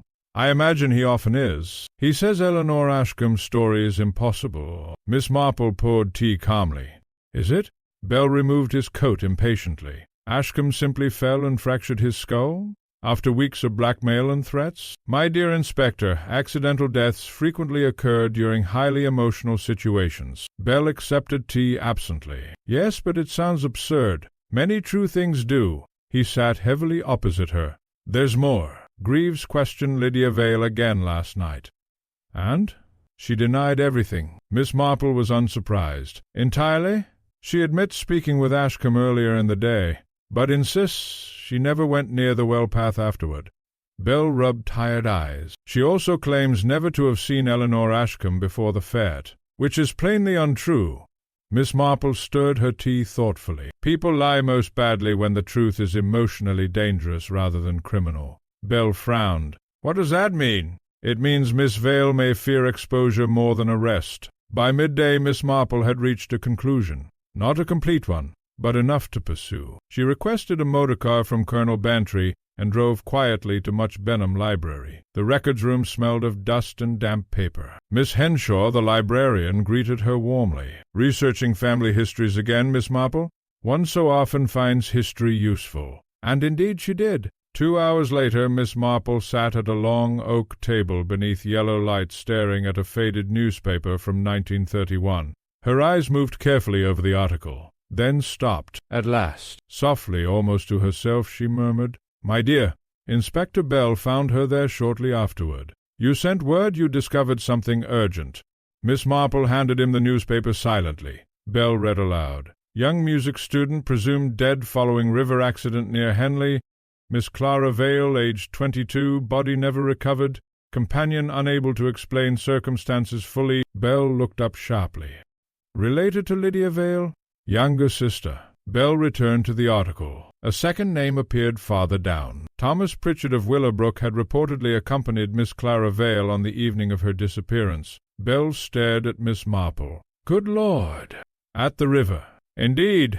Bell's face darkened slowly. You think Ashcombe caused her death, possibly accidentally, possibly not. And Lydia believed he murdered her sister. Miss Marple folded her hands. Which would explain many things. Bell paced slowly between shelves. The letters, the hatred, the phrase, I thought you were dead. Because he believed Lydia knew the truth. Or because, said Miss Marple softly, he believed Clara herself had survived. Bell stopped. You think he mistook Lydia for her sister? My dear Inspector, sisters often resemble one another strongly, particularly after many years. Bell considered this. Yes, and imagine the emotional effect, Miss Marple continued quietly. A guilty man suddenly sees the face of someone he believes dead. Bell exhaled sharply. That could certainly cause panic. Precisely. He looked again at the article. But why was Clara Vale presumed dead if no body was found? Miss Marple's eyes grew thoughtful. Because Thomas Pritchard told the authorities she fell into the river at night, and they believed him. Bell frowned. But if Clara survived, she did not? The inspector blinked. You're certain? Miss Marple nodded slowly. "Quite." "Then why the letters?" "Ah," said Miss Marple softly, "that is the truly interesting part." They returned to Willowbrook immediately. Inspector Bell drove in tense silence while Miss Marple watched autumn sunlight flicker through hedgerows. Human beings, she reflected, built entire lives around guilt. Some denied it, some justified it, some surrendered to it completely, and some, like Thomas Pritchard perhaps, spent 30 years waiting unconsciously for punishment. At the police station, Superintendent Greaves listened with visible irritation as Bell explained the discovery. "A dead sister?" he snapped. "What has that to do with our murder?" Miss Marple answered gently. "I believe Colonel Ashcombe carried responsibility for Clara Vale's death many years ago." Greaves grunted. "Still doesn't explain the present crime. But it explains motive," Bell added quietly. "And perhaps why Lydia Vale appeared beside the well." Greaves snorted. "So now she admits being there?" "No," said Miss Marple. "Mrs. Ashcombe places her there." "Convenient?" Miss Marple regarded him calmly. "My dear Superintendent, people rarely invent details which complicate matters unnecessarily. Greaves looked unconvinced. "So what exactly are you suggesting?" Miss Marple folded her gloves carefully. "That 30 years ago Thomas Pritchard caused or witnessed the death of Clara Vale." "Yes." "Lydia Vale discovered the truth eventually." "And blackmailed him?" "No." Greaves frowned. "Then what?" Miss Marple's voice softened. "She waited." A silence followed. "Waited for what?" Bell asked quietly. "For remorse, perhaps. Confession." Greaves shook his head impatiently. "This is all very emotional, Miss Marple, but Ashcombe still ended up dead. And someone caused it." Miss Marple looked thoughtful. "Yes," she said slowly, "but perhaps not deliberately." That evening Miss Marple visited Lydia Vale alone. Briar Cottage seemed colder than before. The piano remained closed, curtains drawn tightly. Lydia herself appeared exhausted beyond speech. Miss Marple sat opposite her quietly. "You found out about Clara," Lydia said at last. A long silence followed. Then Lydia whispered, "He killed her." "Did he?" Lydia looked up sharply. "You don't believe me?" "My dear, belief is far less useful than understanding." Tears brightened Lydia's eyes. She adored him. He promised marriage. How sad. And then one evening she vanished. Miss Marple waited gently. Lydia's voice became hard. "He told everyone she fell into the river accidentally. But Clara was terrified of water. She would never have gone near the bank at night willingly." Miss Marple nodded slowly. "Did you ever discover what truly happened?" "No." "But you suspected." Silence again. Then Miss Marple asked softly, "Why did you confront him at the well?" Lydia closed her eyes. "Because I wanted him to admit it." "Did he?" "No." "What happened then?" Lydia's hands tightened painfully. "He looked at me as though he'd seen a ghost." "Yes." "He stepped backward and fell." A tremor passed through her. "I didn't touch him." Miss Marple believed her. Not from innocence, perhaps, but because Lydia's grief felt older and deeper than murder. "What did you mean when you said, 'Now you know what it feels like'?" Lydia stared into the fading firelight. "For 30 years, she whispered, he lived peacefully while Clara lay forgotten somewhere beneath dark water." Her voice broke. "I wanted him afraid for once," Miss Marple said very gently. "But fear killed him." Lydia looked up with sudden anguish.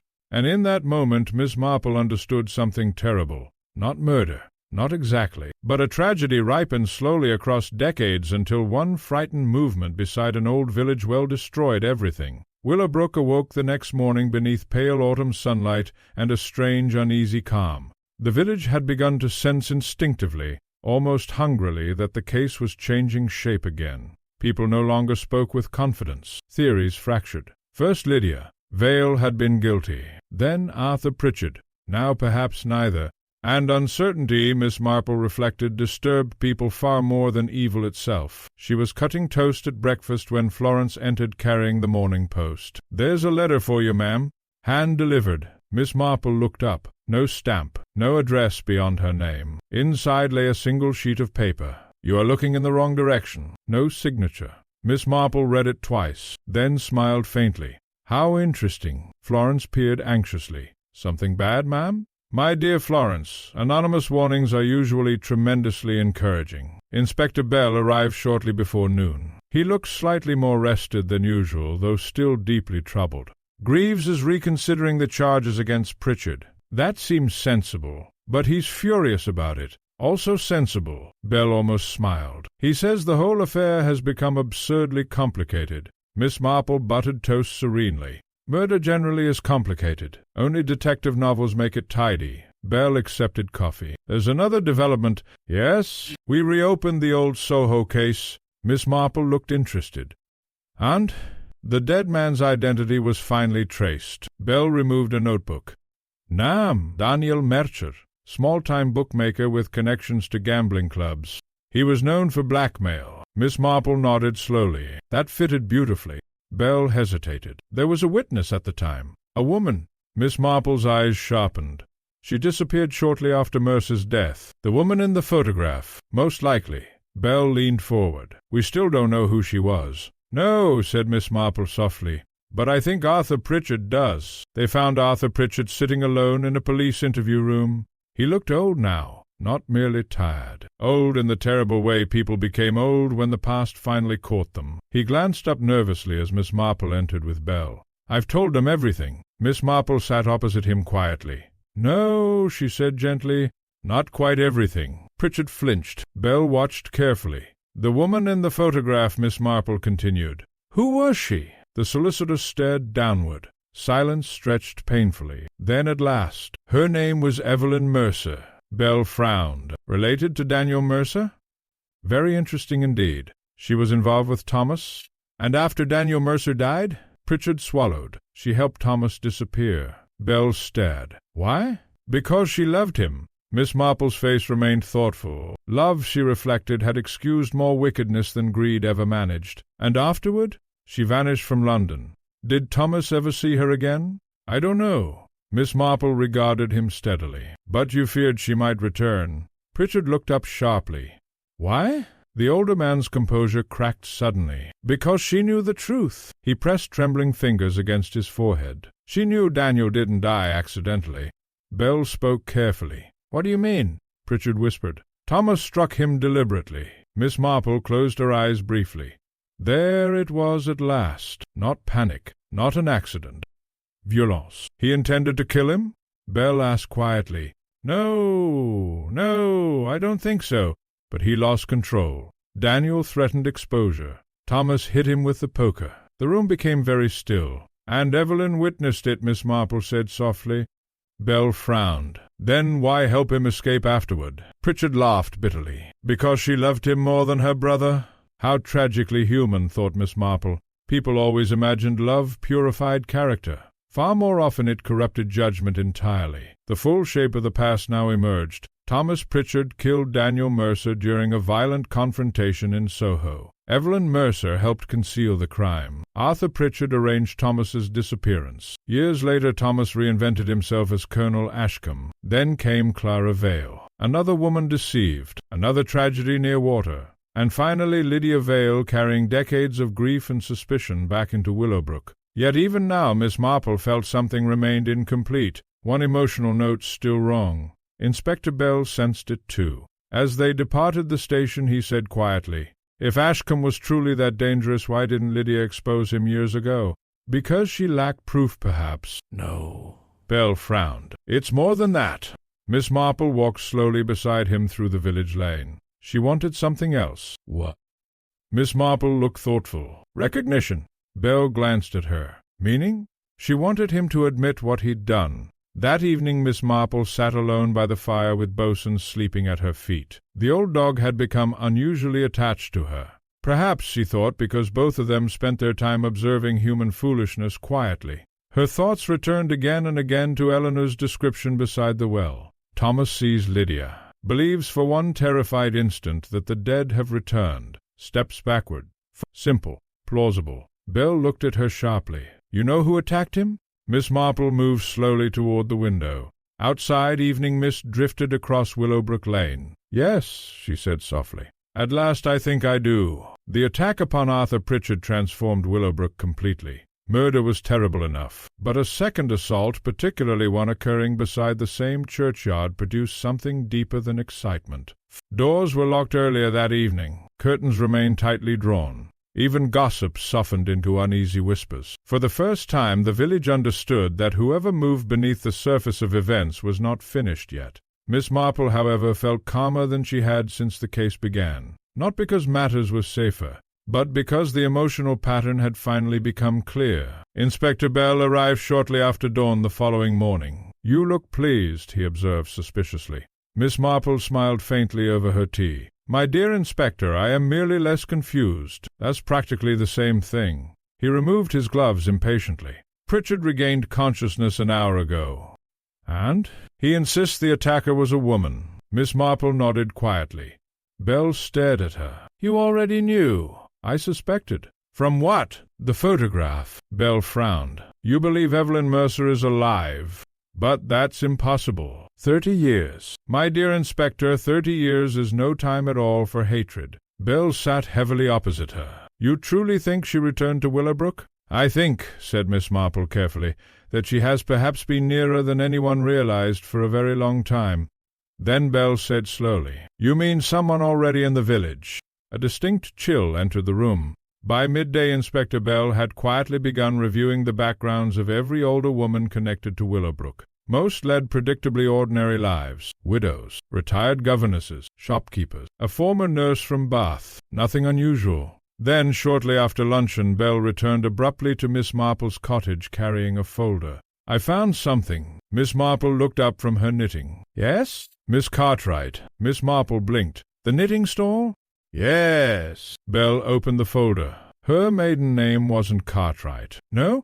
She was born Evelyn Mercer. For several seconds Miss Marple said nothing at all. Then softly, "How extraordinarily unfortunate." The realization altered everything instantly.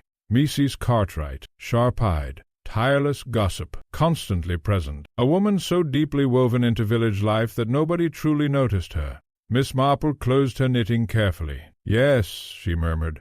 "Of course." Bell stared. "You already suspected her?"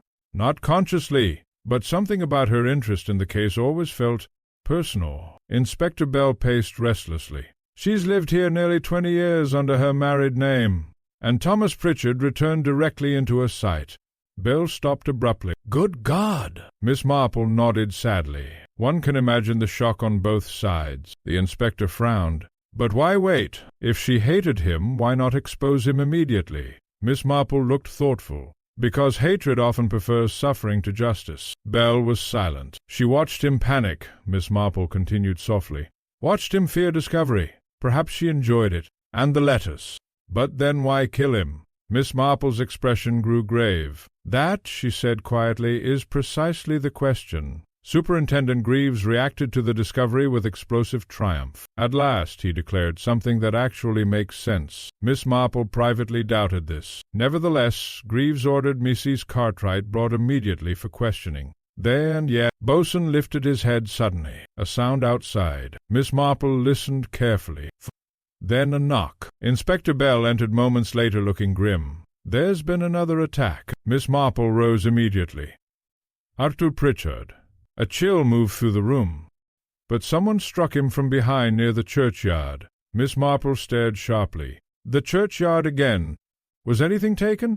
Bell hesitated. "That's the strange part." "Yes?" "He kept repeating one sentence before the doctor sedated him." Miss Marple waited. Bell's expression darkened. He said, "She came back for the photograph." Silence settled heavily. Bosun growled softly in his sleep. Then Miss Marple said very quietly, "No," she murmured, "not Lydia. Found her calmly arranging flowers in her cottage sitting-room. She looked mildly annoyed rather than frightened when Bell and Greaves arrived." "How dramatic," she remarked dryly. Greaves wasted no time. "Your real name is Evelyn Mercer." A small silence followed. Then she smiled. So Arthur finally talked. Miss Marple, who had accompanied them quietly, observed the woman closely. No panic, no surprise, only exhaustion. "Yes," Bell said carefully.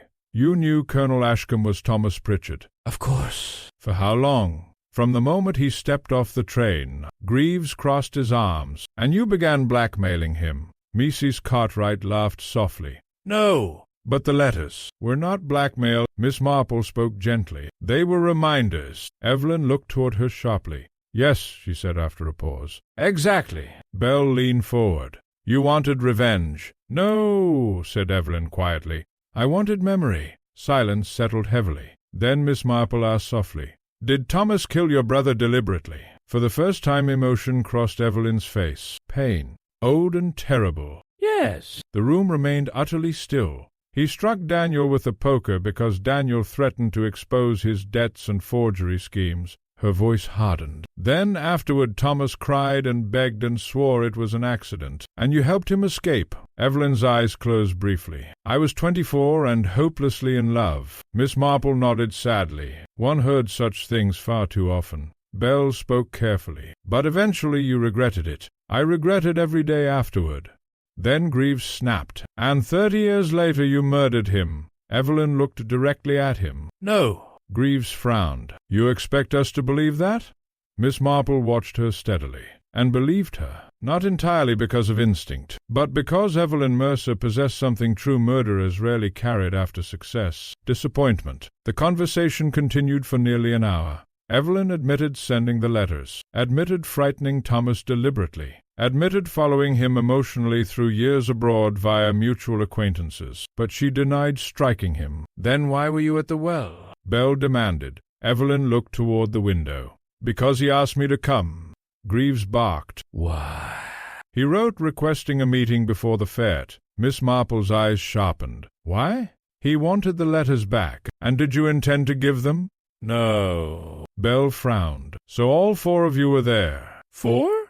"Thomas, Arthur Pritchard, Lydia Vale, and you?" Evelyn nodded slowly. The room seemed suddenly smaller. Miss Marple spoke quietly. "What happened exactly?" Evelyn closed her eyes briefly. Thomas begged. Arthur argued. Lydia appeared unexpectedly. And then he saw Lydia and panicked, believing Clara Vale had returned.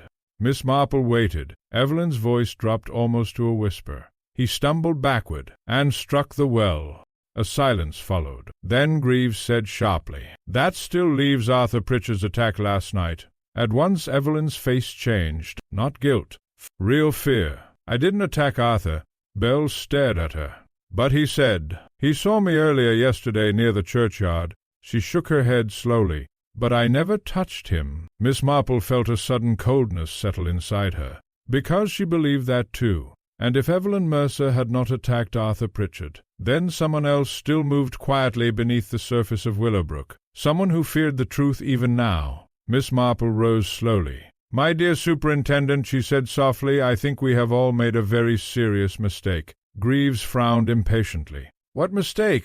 Miss Marple looked toward Evelyn Mercer thoughtfully. "We have been treating Thomas Pritchard as the center of this tragedy." "Yes?" "But perhaps," said Miss Marple quietly, "he was only the beginning of it." For several moments after Miss Marple spoke, nobody answered. Outside the cottage window a pale afternoon sun rested upon Willowbrook's wet gardens. Somewhere in the distance church bells drifted faintly through cold air. Superintendent Greaves looked annoyed. Inspector Bell looked alarmed. Evelyn Mercer looked suddenly very tired. "What exactly do you mean?" Bell asked quietly. "Very tired." "What exactly do you mean?" Bell asked quietly. Miss Marple remained standing beside the fireplace, one hand resting lightly upon the mantel. "My dear Inspector, throughout this investigation we have assumed every event revolved around Thomas Pritchard." "Well, naturally," Greaves snapped. "He ended up dead." "Yes," said Miss Marple softly, "but death does not always make a person the center of a story." Bell watched her closely. "You think something else happened beside the well." "I think," said Miss Marple carefully, "that everyone present their concealed part of the truth." Evelyn lowered her eyes. Greaves made an impatient sound. "Oh, honestly." But Miss Marple continued calmly. "Thomas concealed Daniel Mercer's murder. Arthur concealed Thomas's identity. Lydia concealed her confrontation. Mrs. Ashcombe concealed her presence. And Evelyn Mercer concealed the letters," Bell added quietly. Miss Marple folded her hands. "But one fact still remains unexplained. The attack upon Arthur Pritchard. At once the atmosphere altered, because they all understood it. Thomas Pritchard's death might perhaps have been accidental, but someone had later struck Arthur deliberately, and that meant fear still operated somewhere within the case. Arthur Pritchard himself provided the next piece. Still pale and weak from the attack, he agreed reluctantly to speak that evening at the police station. Miss Marple attended quietly beside Inspector Bell. Greaves remained unconvinced but increasingly uncertain. Arthur sat wrapped in a blanket, looking shrunken and exhausted. "You told us a woman attacked you," Belle began gently. "You're certain?" Arthur hesitated. Then slowly, "No." Greaves exploded immediately. "Good God, man, make up your mind." Arthur flinched visibly. Miss Marple intervened softly. "My dear Mr. Pritchard, frightened people often remember impressions rather than facts." Arthur looked gratefully toward her. "Yes, exactly." Belle leaned forward. "What did you actually see?" "A figure near the churchyard." "Man or woman?" "I couldn't tell." "Then why assume it was Evelyn Mercer?" Arthur swallowed hard. "Because she spoke." Miss Marple's eyes sharpened. "What did she say?" Arthur closed his eyes briefly. "She said, 'You should have told the truth 30 years ago.'" Silence followed. Then Miss Marple asked quietly, "Was it definitely Evelyn Mercer's voice?" Arthur opened his eyes slowly. "No." Inspector Bell stared. "Then whose voice was it?" The older man looked genuinely shaken. "I don't know." And suddenly Miss Marple understood. Not the entire truth, but the final emotional shape beneath it. Later that evening she sat alone by her fire with Bosun asleep beside the hearth. The old dog had become calmer now. Very interesting indeed. Animals relaxed when danger passed, which meant the true threat had perhaps already revealed itself unknowingly. Miss Marple's knitting lay untouched. Her thoughts moved carefully backward through every conversation. Lydia Vale's grief, Evelyn Mercer's bitterness, Arthur's terror, Eleanor's fear, and beneath all of it, not merely guilt.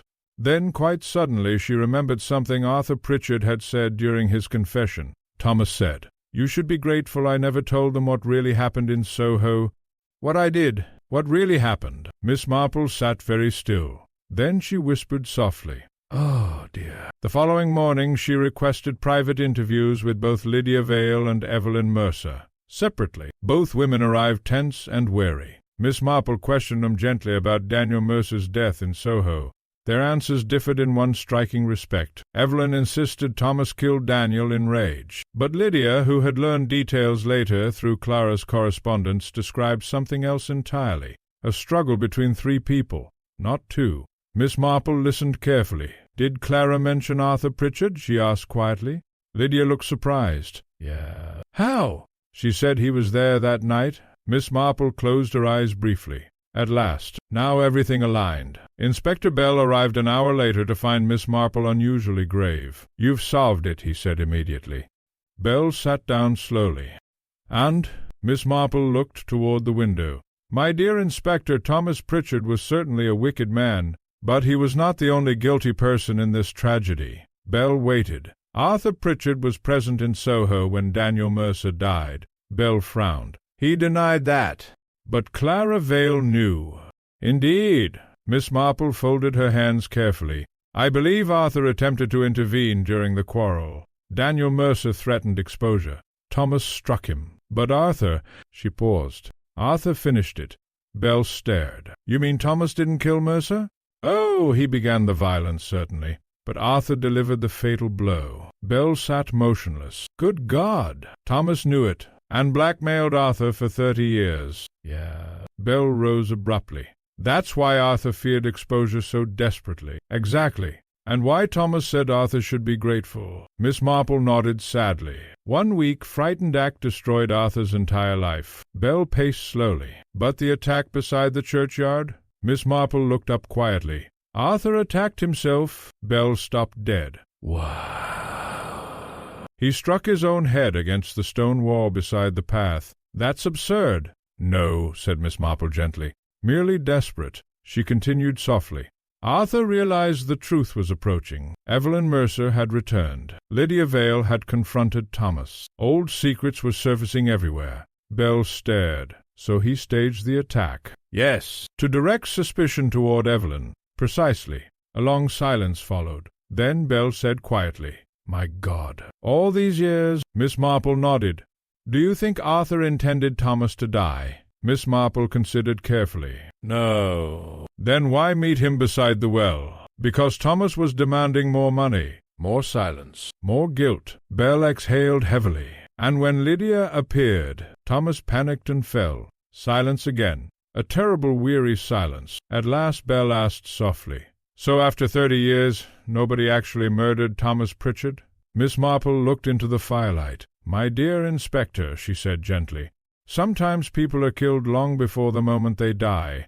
That evening Arthur Pritchard confessed quietly, not to Colonel Ashcombe's murder, but to Daniel Mercer's, 30 years late. The strain of secrecy had finally broken him completely. Superintendent Greaves accepted the confession with visible disbelief and irritation. Willowbrook received the news with stunned fascination, and through it all Miss Marple felt no triumph whatsoever, only sadness, because at the heart of the entire tragedy lay not evil alone, but weakness, and the terrible human habit of allowing one lie to demand another until entire lives collapsed beneath their weight. Yet one final matter still remained. As Inspector Bell prepared to leave her cottage late that night, Miss Marple said quietly, "There is still one person who has not entirely told the truth." Bell turned sharply. Miss Marple looked thoughtfully toward the sleeping boatswain. "Lydia Vale," she said softly, and outside, somewhere beyond the quiet hedges of Willowbrook, the church bell began slowly tolling midnight. The midnight bells lingered long after Inspector Bell departed. Miss Marple remained seated quietly beside the fire while Bosun slept at her feet. Outside, Willowbrook rested beneath silver mist and moonlight. The village appeared peaceful once more. Yet Miss Marple knew peace could be deceptive. There was still one wrong note, subtle, but wrong. Vale had not lied about the essential facts beside the well. Miss Marple believed that completely. Thomas Pritchard had indeed fallen. No deliberate blow killed him. And yet Lydia continued concealing something emotionally important, something not criminal perhaps, but deeply human. Miss Marple had learned long ago that truth came in layers. People confessed facts first, feelings much later. The following afternoon she visited Briar Cottage again. Lydia admitted her silently. The house looked dimmer than ever, curtains half drawn, dust gathering faintly atop the piano. A life paused too long in grief. Miss Marple sat near the window while Lydia prepared tea with visible effort. For several moments neither woman spoke. Then Miss Marple said gently, "My dear, Arthur Pritchard has confessed." Lydia's hands stilled upon the teapot. "To Daniel Mercer's death." A long silence followed. "I wondered whether he eventually would," Lydia whispered. Miss Marple looked up sharply. "You knew?" Lydia sat slowly opposite her. "Not certainly, but you suspected." "How?" Lydia stared down at her clasped hands. "Because Clara wrote about him differently." "Arthur?" Miss Marple waited patiently. She said Thomas frightened her. But Arthur pitied her. A tragic arrangement indeed. 2 weak men, one violent, one cowardly, and a young woman caught between them. "Did Clara love Arthur?" Miss Marple asked quietly. Lydia closed her eyes briefly. At last, now the final emotional thread revealed itself. She intended to leave Thomas for him. And Thomas discovered this. Lydia nodded slowly. Miss Marple felt deep sadness settle over her. Human beings, she reflected, so often destroyed one another not from hatred but wounded vanity. "What truly happened by the river?" she asked softly. Lydia's voice trembled. "Clara arranged to meet Arthur that night. She meant to run away with him. And Thomas followed." Miss Marple said nothing. Outside, wind moved faintly through bare branches. Then Lydia whispered, "Clara saw them fighting." Miss Marple listened carefully. She tried to stop it. Thomas pushed her away. "The river." A silence followed. "But Clara didn't drown immediately," Lydia said. Miss Marple looked up sharply. "No?" "She reached the bank downstream later. A chill touched the room. She survived the fall. For a little while." Miss Marple's voice softened. "How dreadful!" Lydia's eyes filled suddenly with tears. She crawled to the road. A farmer found her near dawn. Her mouth trembled violently now. "She died before reaching hospital." Miss Marple remained very still. "So Thomas believes she drowned instantly. And Arthur?" "He knew she survived." Another silence. Terrible now. Heavy with 30 years of guilt. "Because she spoke to him," Miss Marple said quietly. Lydia nodded once. "She told him Thomas pushed her." Miss Marple closed her eyes briefly. There it was, the true horror Arthur Pritchard carried all these years, not merely witnessing death, not merely covering it up, but hearing the dying accusation directly from Clara herself. "And yet he still concealed the truth," Miss Marple whispered. For a long time neither woman spoke. The ticking clock sounded unnaturally loud within the little cottage. At last Miss Marple asked quietly, "Why did you never tell anyone?" Lydia laughed softly through tears. "Who would believe me? Clara was dead. Thomas vanished. Arthur hid behind respectability. Yes, and after enough years, she stared toward the cold fireplace. One becomes tired. Miss Marple nodded sadly. Grief exhausted people eventually, not because pain diminished, but because carrying it consumed entire lives. Then why confront Thomas now? Lydia's expression altered slowly. Not anger, not vengeance, something older. I wanted him to remember her. Miss Marple felt tears sting unexpectedly behind her own eyes. Not revenge, then. Memory. Again and again the same human need, then. Memory. Again and again the same human need. To refuse disappearance. To insist the dead once mattered. When he saw you beside the well, Miss Marple said softly, he thought Clara had returned. And for one moment he felt what she felt. Lydia nodded. Inspector Bell listened in silence that evening as Miss Marple repeated the conversation. When she finished, he sat motionless for several moments. My God, he said quietly. So Clara Vale was the true victim all along. Miss Marple folded her hands gently. Often the oldest death remains the deepest one. Bell paced slowly before the fire, and Thomas Pritchard spent 30 years terrified the past would return, while Arthur carried guilt, and Evelyn carried regret. Bell stopped, and Lydia carried grief. Miss Marple looked toward the darkened window. Human beings survive extraordinary things, Inspector, but they rarely survive them cleanly. A silence followed. Then Bell asked softly, "What happens now?" Miss Marple considered. "Arthur Pritchard will likely confess formally regarding Clara as well. And Lydia? She committed no crime." Bell frowned slightly. "Not even at the well?"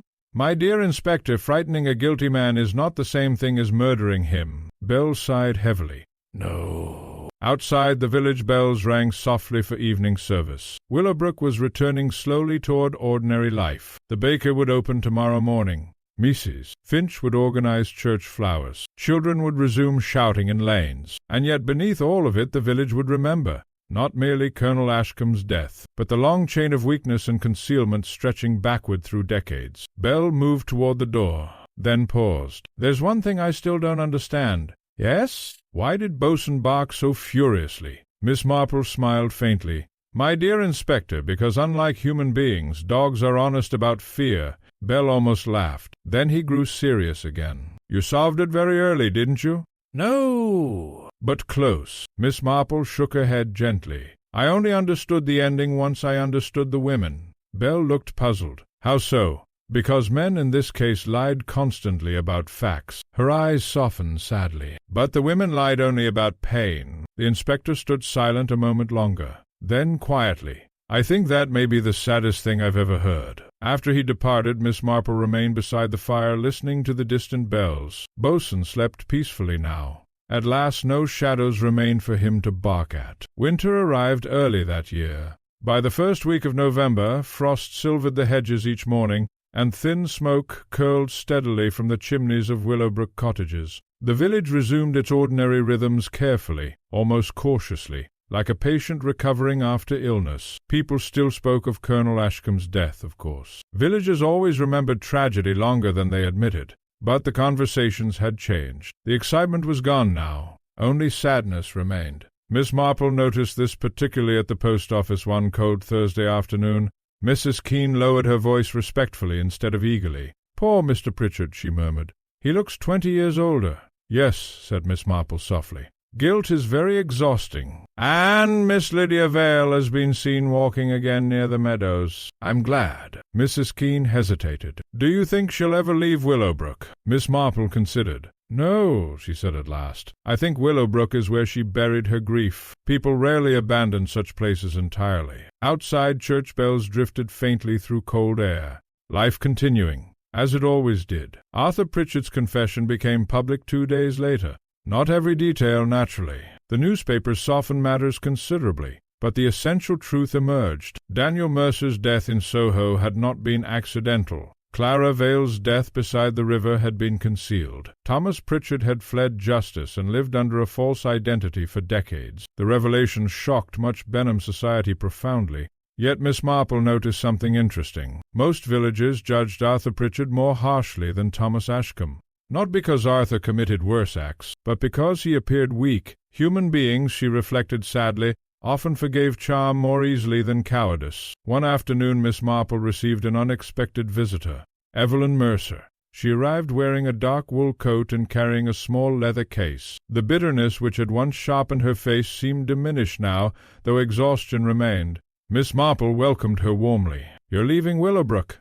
For good?" "I think so." They sat together beside the fire while Florence prepared tea. After a long silence, Evelyn said quietly, "I hated him for so many years." "Thomas?" Miss Marple nodded gently. "And yet hatred becomes tiring eventually." Evelyn gave a faint smile. "You understand people far too well, Miss Marple." "My dear, I simply observe them." Evelyn opened the leather case slowly. Inside lay the old photograph from Soho. She stared at it a long moment. "You know," she whispered, "there was a time when all of us believed life would become wonderful." Miss Marple looked at the faded faces. Young people smiling outside a London club. Entire futures waiting ahead. "Yes," she said softly. "That is often the tragedy." Evelyn's eyes glistened briefly. "I should have gone to the police 30 years ago. Perhaps, but I loved him." "Yes." Neither woman spoke for a while. Then Evelyn rose slowly. "I wanted you to have this." She placed the photograph upon the table. Miss Marple looked surprised. "My dear, are you certain?" "Yes." Evelyn's voice softened. "You understand the story now better than any of us ever did." After she departed, Miss Marple remained staring thoughtfully at the photograph. So much suffering contained within one frozen moment. One act of violence, one cowardly concealment, and then decades of fear. Human lives could alter so terribly quickly. A week later Lydia Vale came to tea. The first thing Miss Marple noticed was that she looked different. Still pale, still quiet, but lighter somehow, as though years of carrying invisible weight had finally eased slightly. Bosun greeted her calmly this time, resting his head upon her hand without barking. Miss Marple observed this with satisfaction. Dogs, unlike people, accepted truth once spoken. Lydia sat near the window, watching pale sunlight touch the garden. "I used to imagine confronting him for years," she said quietly. "Thomas?" "And when the moment arrived?" Lydia looked thoughtful. "It wasn't victory." "No," said Miss Marple gently. "Such moments rarely are." Silence settled comfortably between them. Then Lydia asked softly, "Do you think Clara would forgive us?" Miss Marple considered carefully. "Forgiveness is a very private thing, my dear. But I think she would wish all of you to stop living beside that river forever." Lydia lowered her eyes. Then, after a long pause, she smiled faintly for the first time.